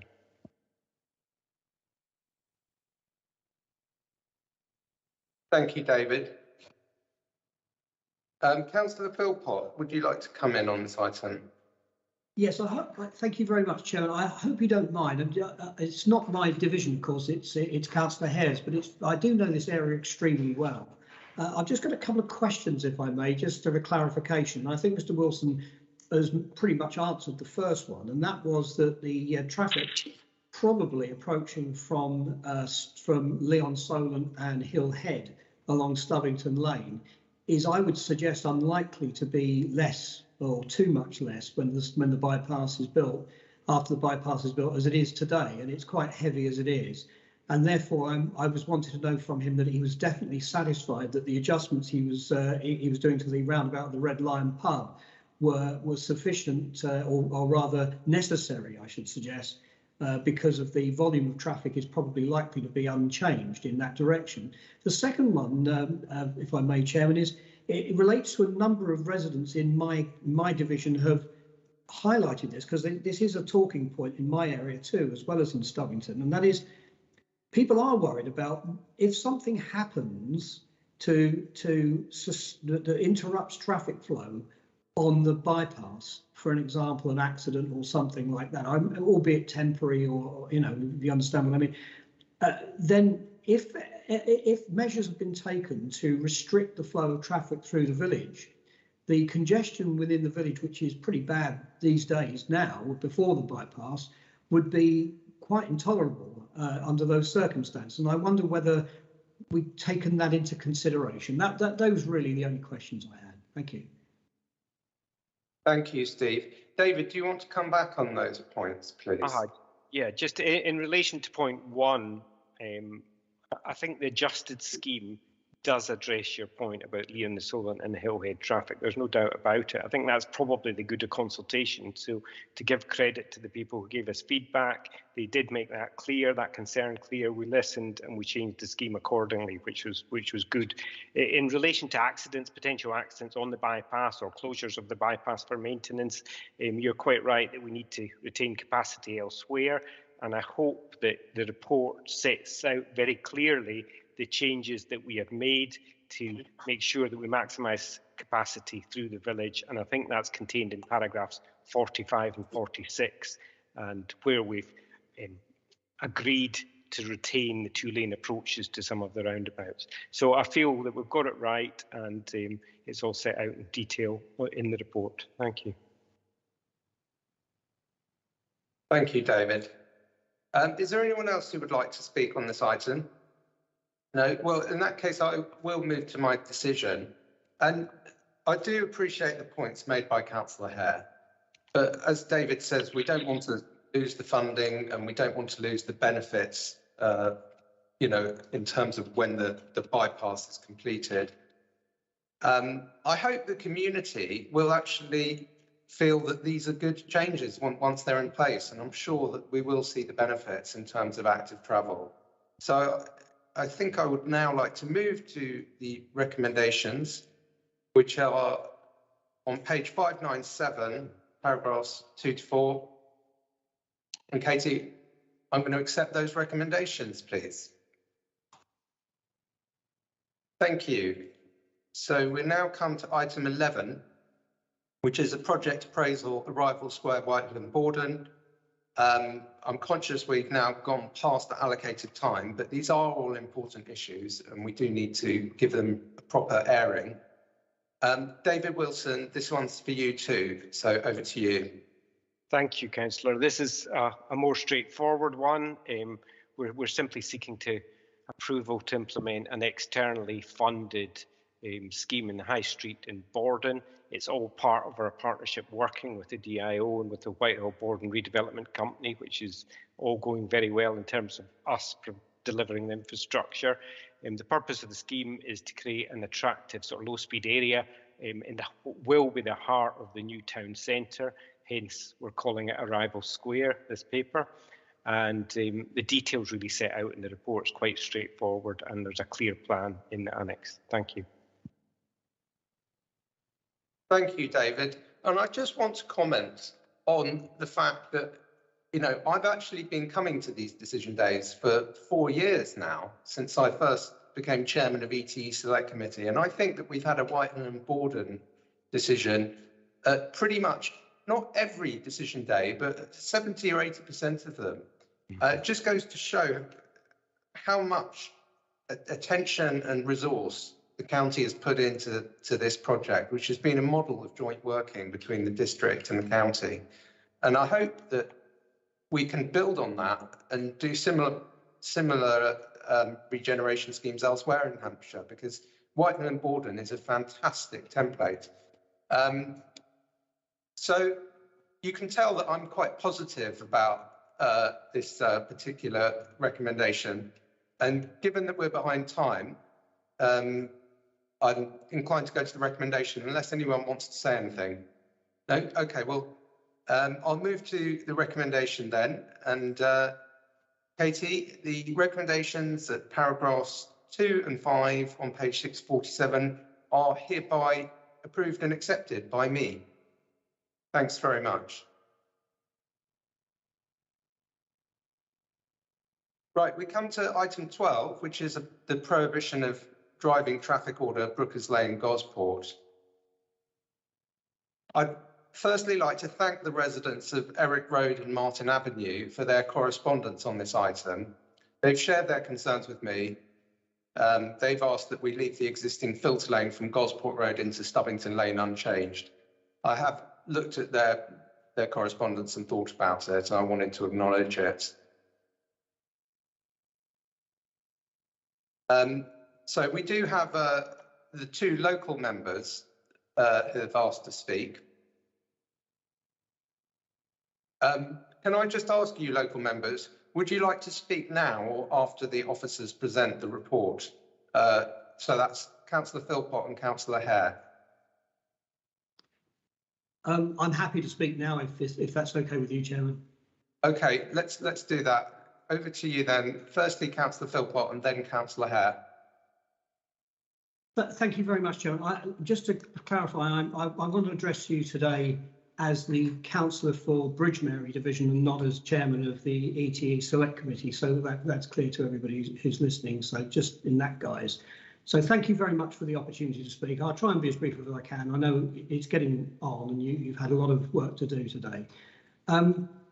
It was an unusual planning application for the housing in that it straddled two authorities, the Fareham Borough Council and Gosport Borough Council, the housing in Fareham and the access road, which is what we're discussing today, which straddles the two into Gosport, into my county division of Bridgemary.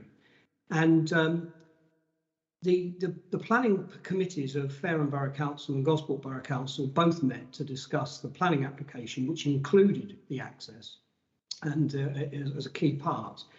And they voted, both of them, unanimously against the proposals. There were hundreds of letters of objection. There were almost no genuine letters of objection and genuine letters in favour. They included all sorts of people, including the Member of Parliament.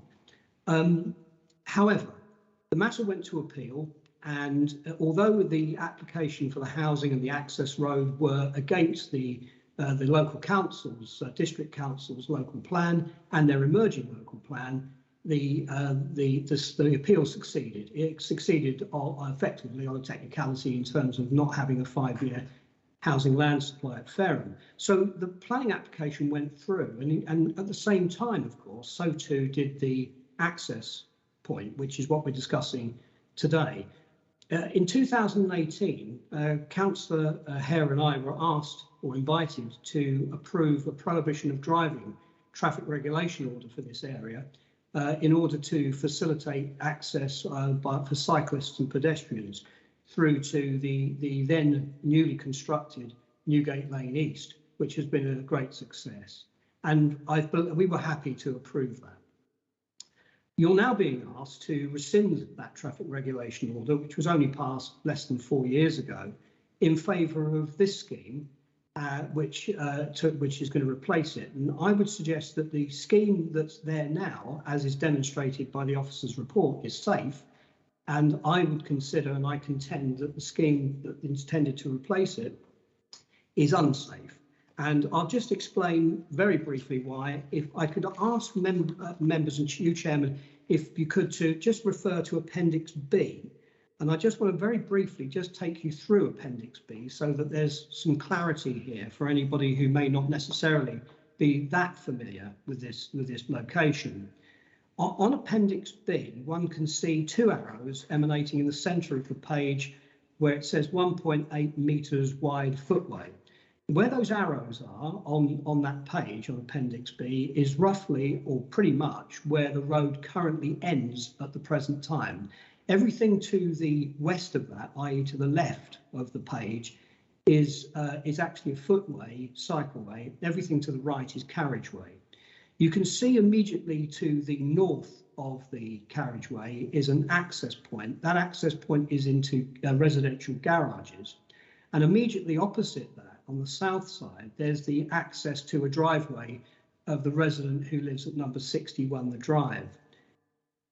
You then see, moving slightly further west, you can see, Chairman, the pinch point of 3 metres, where the carriageway narrows to 3 metres. And it pinches, if I can put it this way, from the south. So in other words, the indentation of the carriageway is on the south side of the road. And the reason for that, and if you strain your eyes, you can see a circular dotted line, which indicates the canopy of a very large mature oak tree, which stands immediately on the south side of that pinch point. Moving slightly further west, you then have the give way sign, as you can see on the carriageway, and the give way sign is for traffic heading in an easterly direction, i.e. out of the new housing development that's proposed to be built there. And this is the only vehicular access to this new housing development of 99 houses. That give way sign is there to stop traffic or make traffic stop to allow traffic free flow into the estate coming from the east through the pinch point. Immediately to the south of the give way sign, you can see where it says where the cycleway emerges. The cycleway emerges on the carriageway just a few yards away from the pinch point on the west side of the pinch point.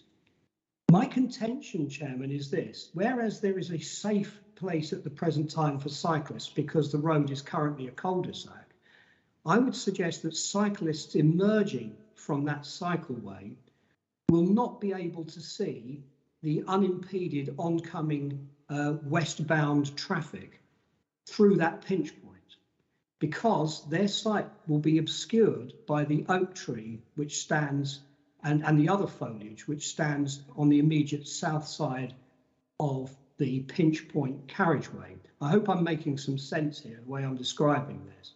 My concern, Chairman, is this, that any cyclist emerging from, with whatever care they take from that cycleway will need to negotiate the pinch point access in order to be able to access into Gosport, i.e. to the east. They will have to go through that pinch point, and they will have to go through that pinch point at the point where the traffic heading west has unimpeded access to the estate, to the new estate. I fear that there's almost an inevitability at some stage of a head-on collision between cyclists emerging from that cycleway and traffic heading west from Gosport. And that is why I think this junction is potentially unsafe. The tree is protected by a tree preservation order, which is why this junction was made in the first place. My contention is now, and has always been, that this is a contrived junction. This junction was contrived in discussions between highway officers and the developers. And there are, as you can see, to this scheme of traffic regulation order, there are no fewer than 85 letters of objection to this traffic regulation order. I'm not sure whether that's normal, Chairman. I would suggest it probably is not normal. There are no letters at all in support. Almost all of those letters of objection, and I'm going to be careful because I will not identify those people. I understand those letters are on confidential papers. However, the content of those letters is pretty much follows the same pattern as what I'm actually saying here today. So my concern, Chairman, is that this is a contrived junction to facilitate an unwanted housing development in Fareham, with access, exclusive access, vehicular access to Gosport through my county division. It is highly resented, it's extreme by residents I represent, it's extremely unwelcome, very controversial, and I would suggest, Chairman, potentially unsafe. And I'm very grateful for you listening to me today. Thank you very much. Thank you, Councillor Philpott. Councillor Hare, Councillor Powell-Hare, you've asked to speak, so I'm going to go to you. So, Councillor Hare. Thank you, Chair. I think Councillor Philpott has actually said everything that I wanted to say. We've got mutual concerns about this area in question, purely for the safety of the cyclists and pedestrians and motorists. So that's the reason why I object. I have written in, and my points are there. It is purely this area. We were both assured when the path was adopted by Hampshire Highways that there would be no motorist activities here. So that is a concern for us as well. Thank you. Thank you, Councillor Hare. I have read all the objections in the exempt annex very carefully. And those were very powerful contributions from Councillor Philpott and Councillor Hare. I'd like to just, before I go to Councillor Todd, well, actually, maybe we'll go to Councillor Todd first, and then I might ask Tim Lawton to respond, if that's all right. So, Councillor Todd, can you please be as brief as possible? I will be as brief as I possibly can. I did look at the previous papers that we just talked about and happily went on Street View and saw how they worked and thought, well, these are well thought through schemes. They're well thought through. They're good for walking and cycling. There's good initiative here. I look forward to seeing them implemented. And then I got to this one and it was like, wow, that's a shocker. I was really shocked in all the thinking that the county's now doing about, you know, the hierarchy of transport and the hierarchy of users and the need for active travel. And I looked at the design and couldn't believe it. And then I looked at the bottom and I saw that it was the design done for the developer. And I know that there are all kinds of duties placed on councils and the county council when planning decisions are made. But I also know I'll take an example dear to Councillor Oppenheimer's and my hearts, which is the northern junction of Kings Barton in Winchester. Now, you know, we can't overrule planning inspectors. We have to enable what they decide, and that's doubly true for secretaries of state. And yet Hampshire is doing work at the moment to say this isn't fit for purpose in the way that it's done. We will come up with a better scheme, and we will talk to the developer and say to them, here is a better scheme. This is one that's better, it's safer, it's better for walkers and cyclists, it's better for active travel, it's better for the agenda that the county is now working to. And I suppose my reaction to when I saw this order was to go, I know the county does better than this. I know it can come up with better schemes than this. And what would it take for that to happen? Because certainly if there is any way in avoiding this really, I mean, as I would say, I hate to say it, but really poor scheme, and it's easier to say that when it doesn't have Hampshire County Council written as the designers on the bottom of it, then my view would be, is it not possible for us to come up with something better, go back to the developer and say, actually, we've looked at what your development is, your planning application is, but this is better. It would be better for your residents, better for active travel, better for the environment. Thank you, Councillor Todd, for your comment. I mean, just before I go to Tim Lawton, I just want to say that the engineers who design everything at Hampshire County Council have safety uppermost in their minds. I do not believe that this is an unsafe design. Pinch points are actually there to slow traffic down, to make sure that we do have a slower speed of traffic, which makes it safer for walkers and cyclists. So I'd like to ask Tim Lawton to respond to the points that have been raised here by Councillor Todd, Councillor Hare and Councillor Philpott, please. Thank you, Councillor Oppenheimer. There's not much I can really add to what's already been shared, but what I would say is that I think it's important to realise that this decision relates to the traffic regulation order, not to the design layout. So I'm just trying to draw a distinction between the two. And also, given the planning situation, with the planning inspector having made a decision, I think it's important to sort of highlight to you that the County Council isn't seen as using secondary legislation to try and frustrate a scheme that's already been through the planning process.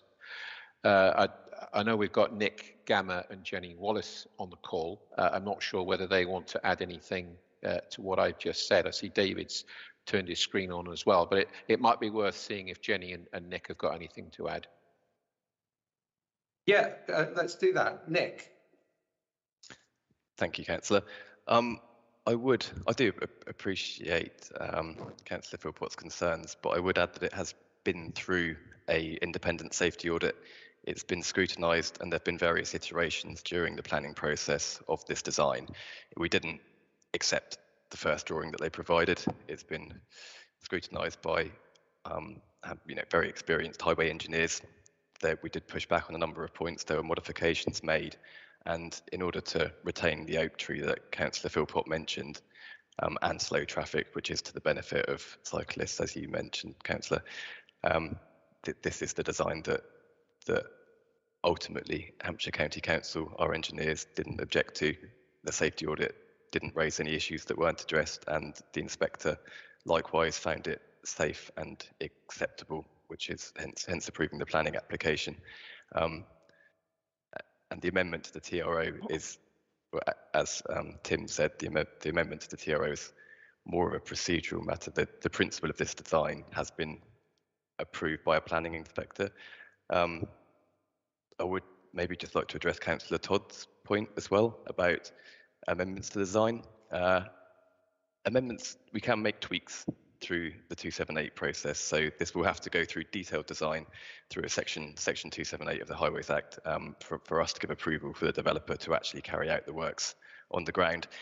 It's worth noting there will be another road safety audit at the point when this is meant to be open to the public. So if Councillor Philpott's fears about visibility for cycles come to fruition, then that would be raised at the RSA 3 stage as well. But there are potential tweaks that could be made to the design, but it would be very difficult to make any fundamental changes to the layout, given it was approved by an inspector and given it's been through a fairly rigorous design process during the planning stage as well. Thank you. Thank you, Nick. Jenny, did you have anything to add to what Nick said there? Thank you, Councillor. Yeah, very, very briefly, I'm aware of time. I just wanted to reiterate to all members that we're only talking about the northern section of the eastern 35 metres of the shared use cycleway footway. The rest of the shared use cycleway footway will remain in place as a protected facility for people to use. Thank you. It's been helpful to have that discussion. So I'd like to thank Tim, Nick and Jenny for their comments there. Given the nature of the comments that members made, I think it was important that we had that little detour to go over the detail. It was helpful to me in making the decision. And I do feel now able to move to the decision. And I'd like to thank everyone for their comments. As I said earlier, I thank the residents for being in touch with me.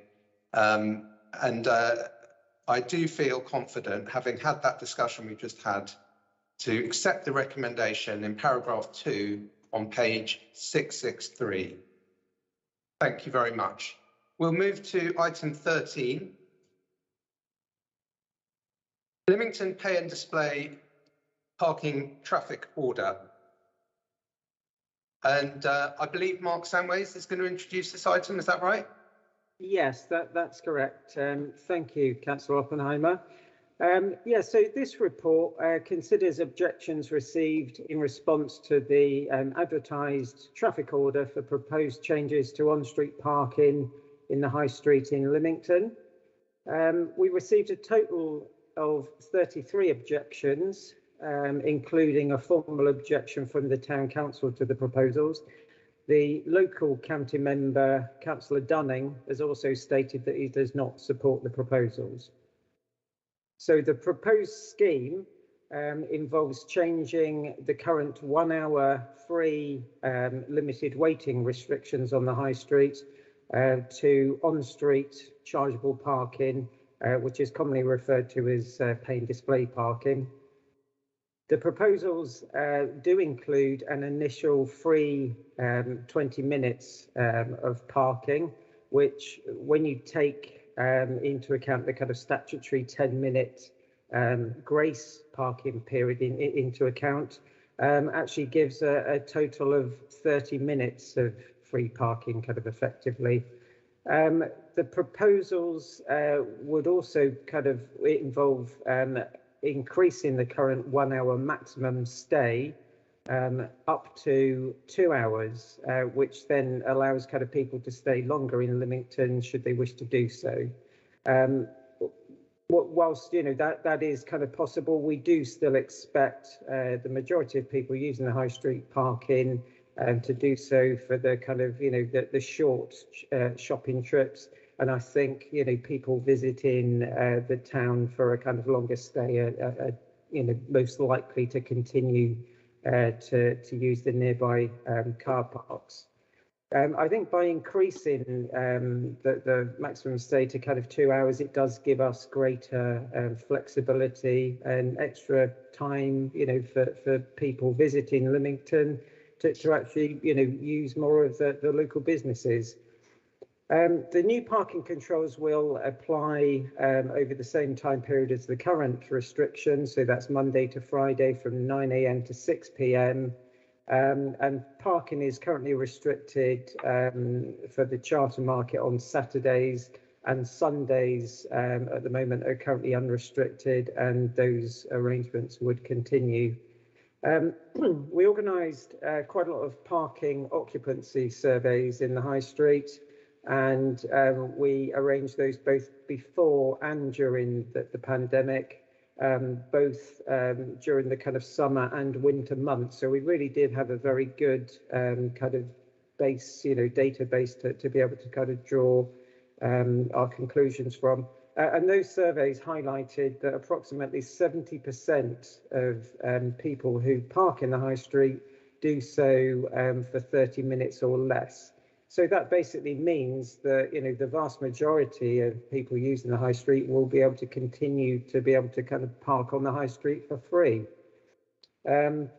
The parking occupancy surveys were also useful in as much as they highlighted that around 170 vehicles per day were observed to be overstaying the current 1 hour restriction, which, you know, very much limits the opportunity for people to be able to find a parking space on the high street. And that kind of frequent, you know, ignoring of the current restrictions is in part, I think, due to the difficulty of enforcing the limited waiting parking controls, because they are, you know, anybody involved with or has knowledge of parking enforcement will know that it's, you know, very resource intensive, because it involves, you know, repeat observations to be able to kind of identify those that are overstaying. And on-street chargeable parking is just far easier to enforce, and therefore we expect certainly a good kind of increase in the turnover of parking space as a result. So the new scheme, if approved and implemented, will be monitored over a, you know, extended period. We can make tweaks and adjustments if necessary. And we'll also be looking, something that the Town Council raised with us, about the kind of potential to add in some additional cycle parking as part of the proposals. The location of parking meters will be very carefully considered. It was one of the concerns that some people had in relation to the town's charter market, and we need to make sure that they don't conflict in any way with market stalls. So, you know, we'll be taking that into account. Finally, I should just add that parking machines will all be solar powered, so they won't incur kind of any energy costs. They really are, you know, very much cutting edge, small footprint machines, and they'll be able to take coins, card payments, contactless payments, and also will be utilised in conjunction with a phone payment system as well. So that's my summary. Thank you, Mark. That was very helpful. I had the enjoyable experience of going to Lymington with Mark Samways to talk to the Town Council, and we had a good meeting with them, actually. And I do appreciate all the work that's gone into this project over a 4-year period. This was initially part of the T19 transformation proposals. The project was paused during the pandemic, and I think it's impressive that Adrian Gray and Mark Samways have got to this point so quickly after the end of the pandemic. I do now have an obligation and a desire to allow Councillor Todd to speak on his behalf and Councillor Porter's, but I implore you to keep it to 2 minutes, please. I will do what I can. As somebody who has had a conversation with a market town about how we deal with the problem of dual visit enforcement and how it basically makes it impossible to manage, or virtually impossible to manage, on-street parking in a sensible or affordable way, I have some sympathy with what you're trying to do here.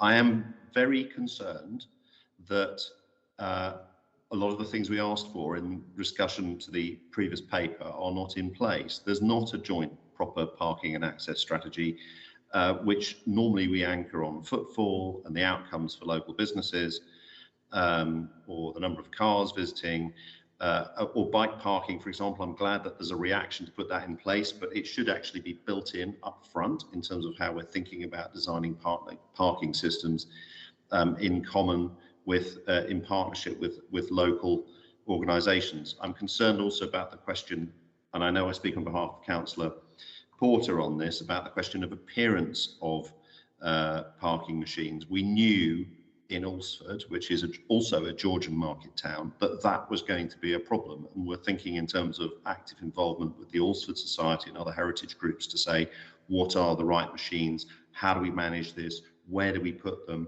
to what degree can we push people towards using a mobile solution, which means they only need a sign as opposed to a machine.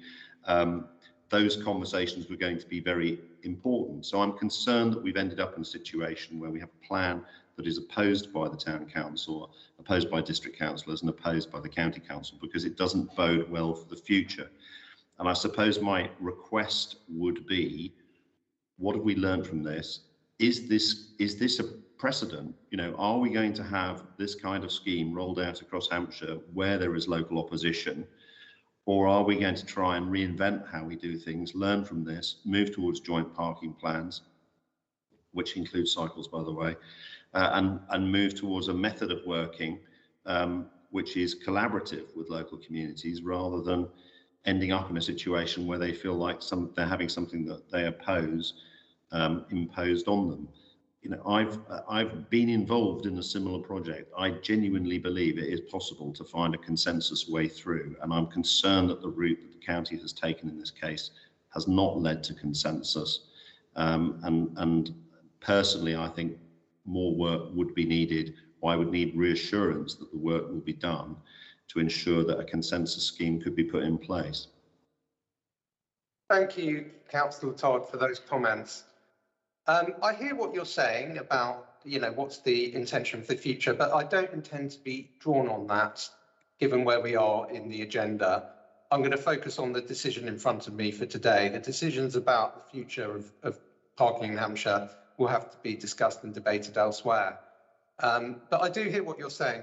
Look, if we didn't do this, then we'd have to find the £1 million that we've got earmarked in another way. And, you know, so you have to come up with a proposal for where that money is going to come from. I do think we've got to start somewhere. And I do think that this is a good place to start. And I do think that, as Mark said, it's not going to be disruptive to drivers. I think they will find that they quickly adjust to it. I don't think there's going to be an impact. But as I've said to the town council, we will be monitoring it very carefully. And we will be alert to any impacts, and I'm sure that traders will get in touch with me if they want to. So having said that, by way of reassurance, I'm going to move to the recommendation in paragraph 2 on page 675. And Katie, I'm going to accept that recommendation, please. Come to item 14 now, please. As my final item, the Wallops traffic management. I'd like to ask David Wilson to introduce this item as briefly as he can. Thank you, Councillor Oppenheimer. Yeah, this report is really an update on what has been probably a long-standing, quite a difficult issue relating to traffic management scheme in the Wallops. I've probably known about it, been involved for the last 10 years. And it's really a locally driven scheme, principally to close Salisbury Lane, which is quite a narrow lane with quite a few houses fronting onto it. And the problem is that the closure of this lane will move traffic in the village to other roads. So it disadvantages some and brings advantage to others. So it's really caused division within the community, which has been quite difficult locally for the parish council and for the county councillor. And as a result of that, we thought we would propose a trial scheme. So we were all set to go ahead with this trial scheme. And we thought just prior to starting that, it would be appropriate, because some of the detail around it had changed. So we thought it would be appropriate, given it's a locally driven scheme, to re-engage with the local residents and find out what they thought. The results came back. The parish council led this follow-up consultation. The results came back, and just marginally under half the residents supported the scheme. So it was slightly more against than for. And we are therefore reporting back to you to let you know that we don't feel that we've got really a local mandate for the redistribution of traffic in the Wallops. It's a village issue. We don't feel it's our place to be going in and interfering and changing it if the villagers aren't supporting it. So we've worked closely, as I say, with the parish council and with Councillor Drew, and both parishes and Councillor Drew are in support of the recommendation in front of you, and that recommendation is to abandon the trial, abandon the traffic management scheme, but what we have agreed to do is work with them to develop some low-cost measures that will reinforce the existing speed limits, and that will be all approved separately under delegated powers because it's relatively low cost. So that's basically it, and the details set out in the report. Thank you. Thank you, David. And I think that was all very well said. And it shows how the county does have the capability to work closely with parishes and listen to local people and be responsive. Does anyone have a comment? Oh, Councillor Todd's put your hand up. Over to you, Councillor Todd. Yeah, it's obviously disappointing when we aren't able to get something over the line in terms of supporting active travel and road safety and all of those things. I think what this highlights, and I would ask that Councillor Oppenheimer put some thoughts into this, because it relates also to what's coming with the extra traffic management relating to parking, is that all of this stuff is politically and in managerial time and in officer time very intensive and requires a lot of time and effort. And, you know, the decision on parking has been made, but I think there is a point here that we do need to think about what we're taking on and how it's all going to work and what the process will be and how many officers we actually need in order to do the scale of change and the pace of change that LTEP4 and the climate imperative that we have in front of us and the need to drive more active travel that we have in front of us puts in front of us. And I am concerned that one of the consequences that we need to think through is that actually by centralizing things, we lose the number of people, we reduce the number of people who are actually able to do that work of community engagement and driving through the agenda. So that would be my thought. It's not something that relates to this paper. I mean, again, it's not for me to pile into what's happening in over Wallop and start saying what should be done differently. But I think it is for me to say, I am concerned that we are taking a lot on of more complexity than we possibly realise, and that we need to get ahead of it. And that would be my thought for you, Councillor Oppenheimer. I'm happy to have that conversation offline as well. Thank you, Councillor Todd. And I completely agree with you that the scale of the challenge we're setting ourselves with LTP4 is substantial. But I do have confidence that we can actually deliver. And the reason for that is that we learn from everything we do.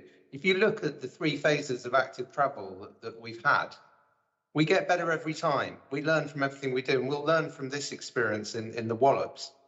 And, you know, as Councillor Humby has always said to me, we shouldn't be afraid to get things wrong every now and then. If you innovate, you've got to be prepared to do that. You know, I think that, you know, this has not been a failure, this scheme. It's just that, you know, we've tried it, and now we've worked with the community, and we're going to remove the existing scheme and then develop something else. So I'm confident that we can rise to the challenge we've set ourselves. So I'd like to now move to my recommendation, which is in paragraphs 2 and 4 on page 701. And Katie, I'm happy to approve those recommendations. Thank you very much. That comes to the end of my items. So I'd now like to hand back to Rob to hand over to Councillor Warwick. You're on mute. So I am. Thank you for pointing that out. Thank you very much, Russell, for taking us through your session. A great debate all through your papers.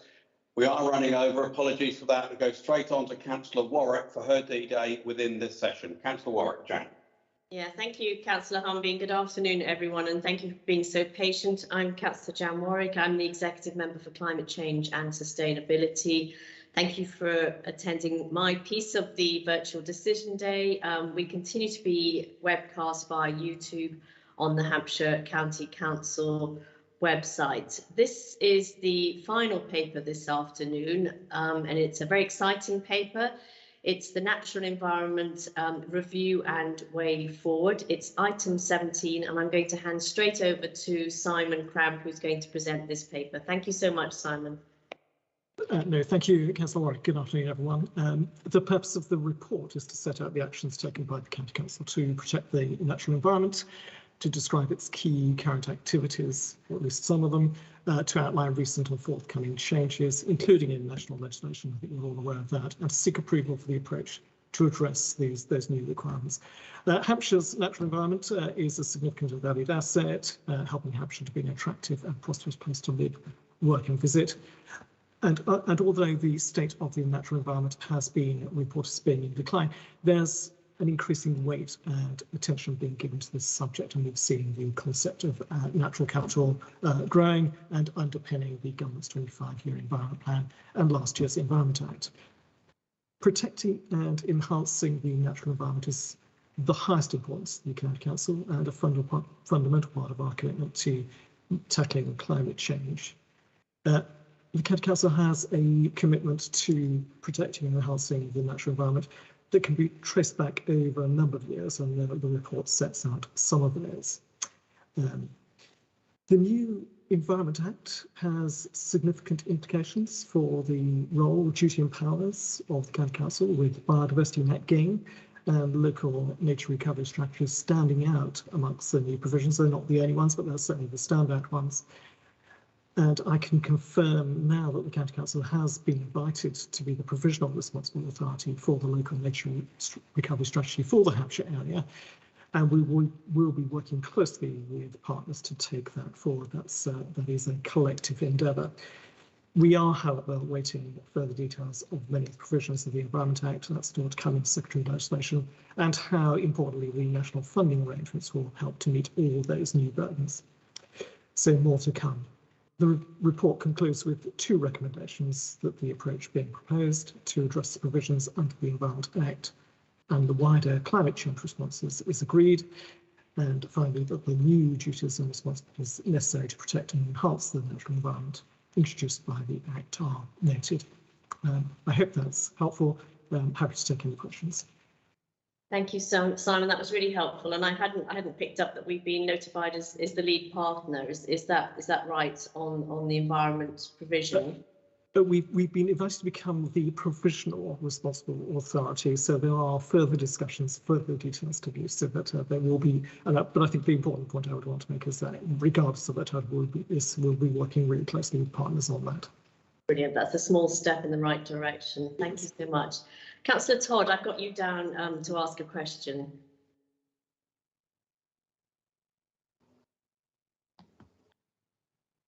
Hold on, let's see if I can you hear me? Yeah, no. Oh, good. That's working. Wonders of. No, thank you very much indeed. And I know that not only that the county has a sort of strategic commitment to the environment, but also one of the things I do know from working with council officers is that it is a place for people who really love the environment and want to take action on it to come and work, and that commitment is very deeply embedded with many of the officers that we're fortunate to work with. I think my question, and it was a very helpful overview, I think my question was that some of this will sit primarily with districts, for example, biodiversity net gain through the planning system. And this is going to be one where collaboration and development of a shared vision and action plan will be really helpful. So while I appreciate the way forward, which talks about partnership working, I just wonder if there is an intention to work towards a sort of shared plan, shared goal, and more formal structure and governance with the thing that I know that districts are wrestling with, which is, and how do you make that work alongside all the other kind of environmental collaboration and carbon collaboration that's going on? But is there thought, is it intended to move towards something more specific as we take the guidance as it becomes more concrete, and sort of move that towards a more specific action plan that reflects the Environment Act and also the outcome and process of working with partners, both statutory and non-statutory, towards a sort of coherent plan? Simon, are you happy to? Yes, I'm very happy to answer that. And I think the short answer probably is local nature recovery strategy, because I think that's probably the most important change that we're going to see in terms of how that kind of spatial planning is manifests over the Hampshire area, the Pan Hampshire area. There are clearly a number of kind of different kind of delivery mechanisms. You've talked about the biodiversity net gain. We can talk about the environmental management scheme. and we can talk about green finance and various other things. Those are all great. But actually what's missing at the moment is that overarching kind of structuring framework, and I think that's where the local nature recovery strategy will come in. And it's not just about those different delivery mechanisms, which will be hosted by different parties to different degrees. But I think actually one of the key points that I wanted to make in that paper, and you've picked that up, is actually that genuinely collective endeavour to kind of get us to that point where it becomes a bigger, better, and more joined up. And that's the essence of what the nature recovery strategy is all about. And that clearly requires people to be working together. And I think the County Council has been very open about its ambition, intention, and commitment to working in a genuinely collaborative way. It's not in our interest, it's in no one's interest to kind of go off and do this on their own. So absolutely, we're going to be looking at, in terms of, I referred to some early conversations, early discussions we're going to be wanting to have with our key partners. Portsmouth and Southampton obviously are the kind of unitary authorities, but Natural England, the Local Nature Partnership, and of course the districts as well, about a sensible governance structure and a sense of joint ownership at the end of the day. If we don't have that in place, I think it's likely that this endeavour will fail, and I'm desperately clear that we don't do that. If I might add one other further point, is although I've kind of put a lot of weight in the strategy, I think it's really important that there are lots of good things going on right now. So a really important part of this process will be identifying where those good things are happening and working out how we can support those. We don't have enough time. We need to be pressing on with this right now. So I'm not prepared to wait for a strategy to kind of guide all our decisions. I think we'll need to make some decisions sooner, and that will be based on looking and working with our partners, seeing where there's good things happening and supporting those.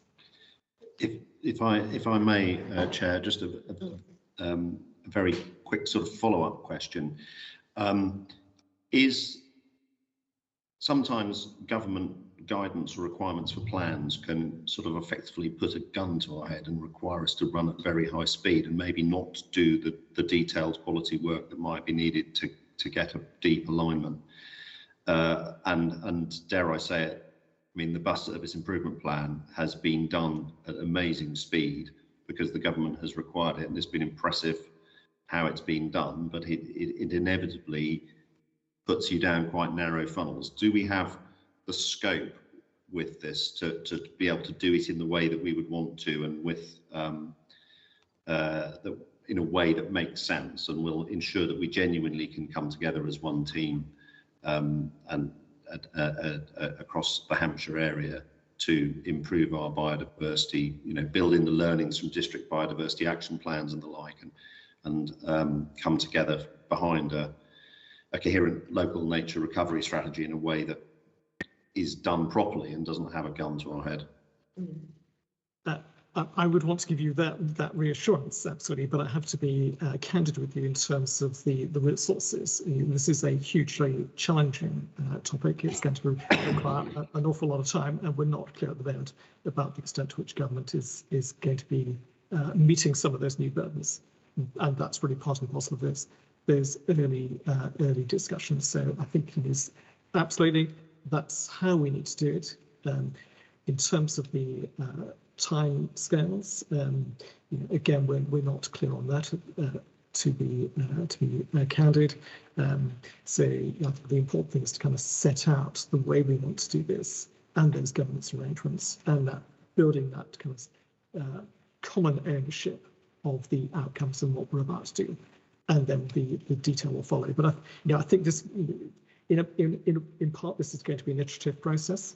But I'm really absolutely clear that this isn't a time to kind of push the pause button on all the other things which are happening, where those are making sense and where those can be identified as contributing to the delivery of a nature recovery network. If it's doing those things, then those are things that we want to support and to build the nature recovery strategy around those. Thank you, Simon. I think the importance of collaborative working is key. There's no boundaries for climate change, and as a twin hatter myself, Councillor Todd, you know, we had a tree strategy in Winchester that was approved recently, and that aligns very nicely with Hampshire's tree strategy and our £300,000 investment in highways trees. So it's just, you know, we're not seeing borders with that per se, and we have to be joined up along with our coastal colleagues as well, you know, dealing with the recovery, the nature recovery on the coastal paths. I'd like to ask Councillor Philpott. Councillor Philpott, it wasn't a paper that came before you this morning, but I just wondered if you had any comments to make, and then I'll go to Councillor Oppenheimer and Councillor Humby as well. Thank you. No, that's very kind. Thank you, Councillor Warwick. No, I don't think there's anything else I need to add. I think it's an excellent report and a thoroughly good job. Thank you. Thank you so much. Councillor Oppenheimer. I also think it's an excellent report, and I'm really pleased with it. And I actually have shared it with some of my colleagues on the South Downs National Park Authority as an example of how excellent Hampshire County Council is, and they were very impressed too. That's all I have to say. Brilliant, thank you. And finally, Councillor Humby, do you have anything you wish to add? Yeah, just very, very briefly, looking at the conclusions in the report, protecting and enhancing the natural environment is one of the highest importance to the County Council and a fundamental part of its commitment to tackling climate change in Hampshire. And this is all about somewhere nice to live, somewhere nice to work, somewhere nice to play. An excellent paper. Thanks, Councillor Warwick. Brilliant. Thank you so much. And thank you, Simon, your team. It feels like a start. I know you've got loads of work to do in the strategy going forward, but this is an excellent start. So thank you so much. So Katie, I'd like to move to the recommendations, which are on paragraphs 2 and 3 on page 783. And I'm happy to approve those recommendations. Thank you so much. And back to you, Councillor Humby. Councillor Warwick, thank you very much. First of all, apologies to everybody on the call. We've overrun nearly an hour. We had 17 papers.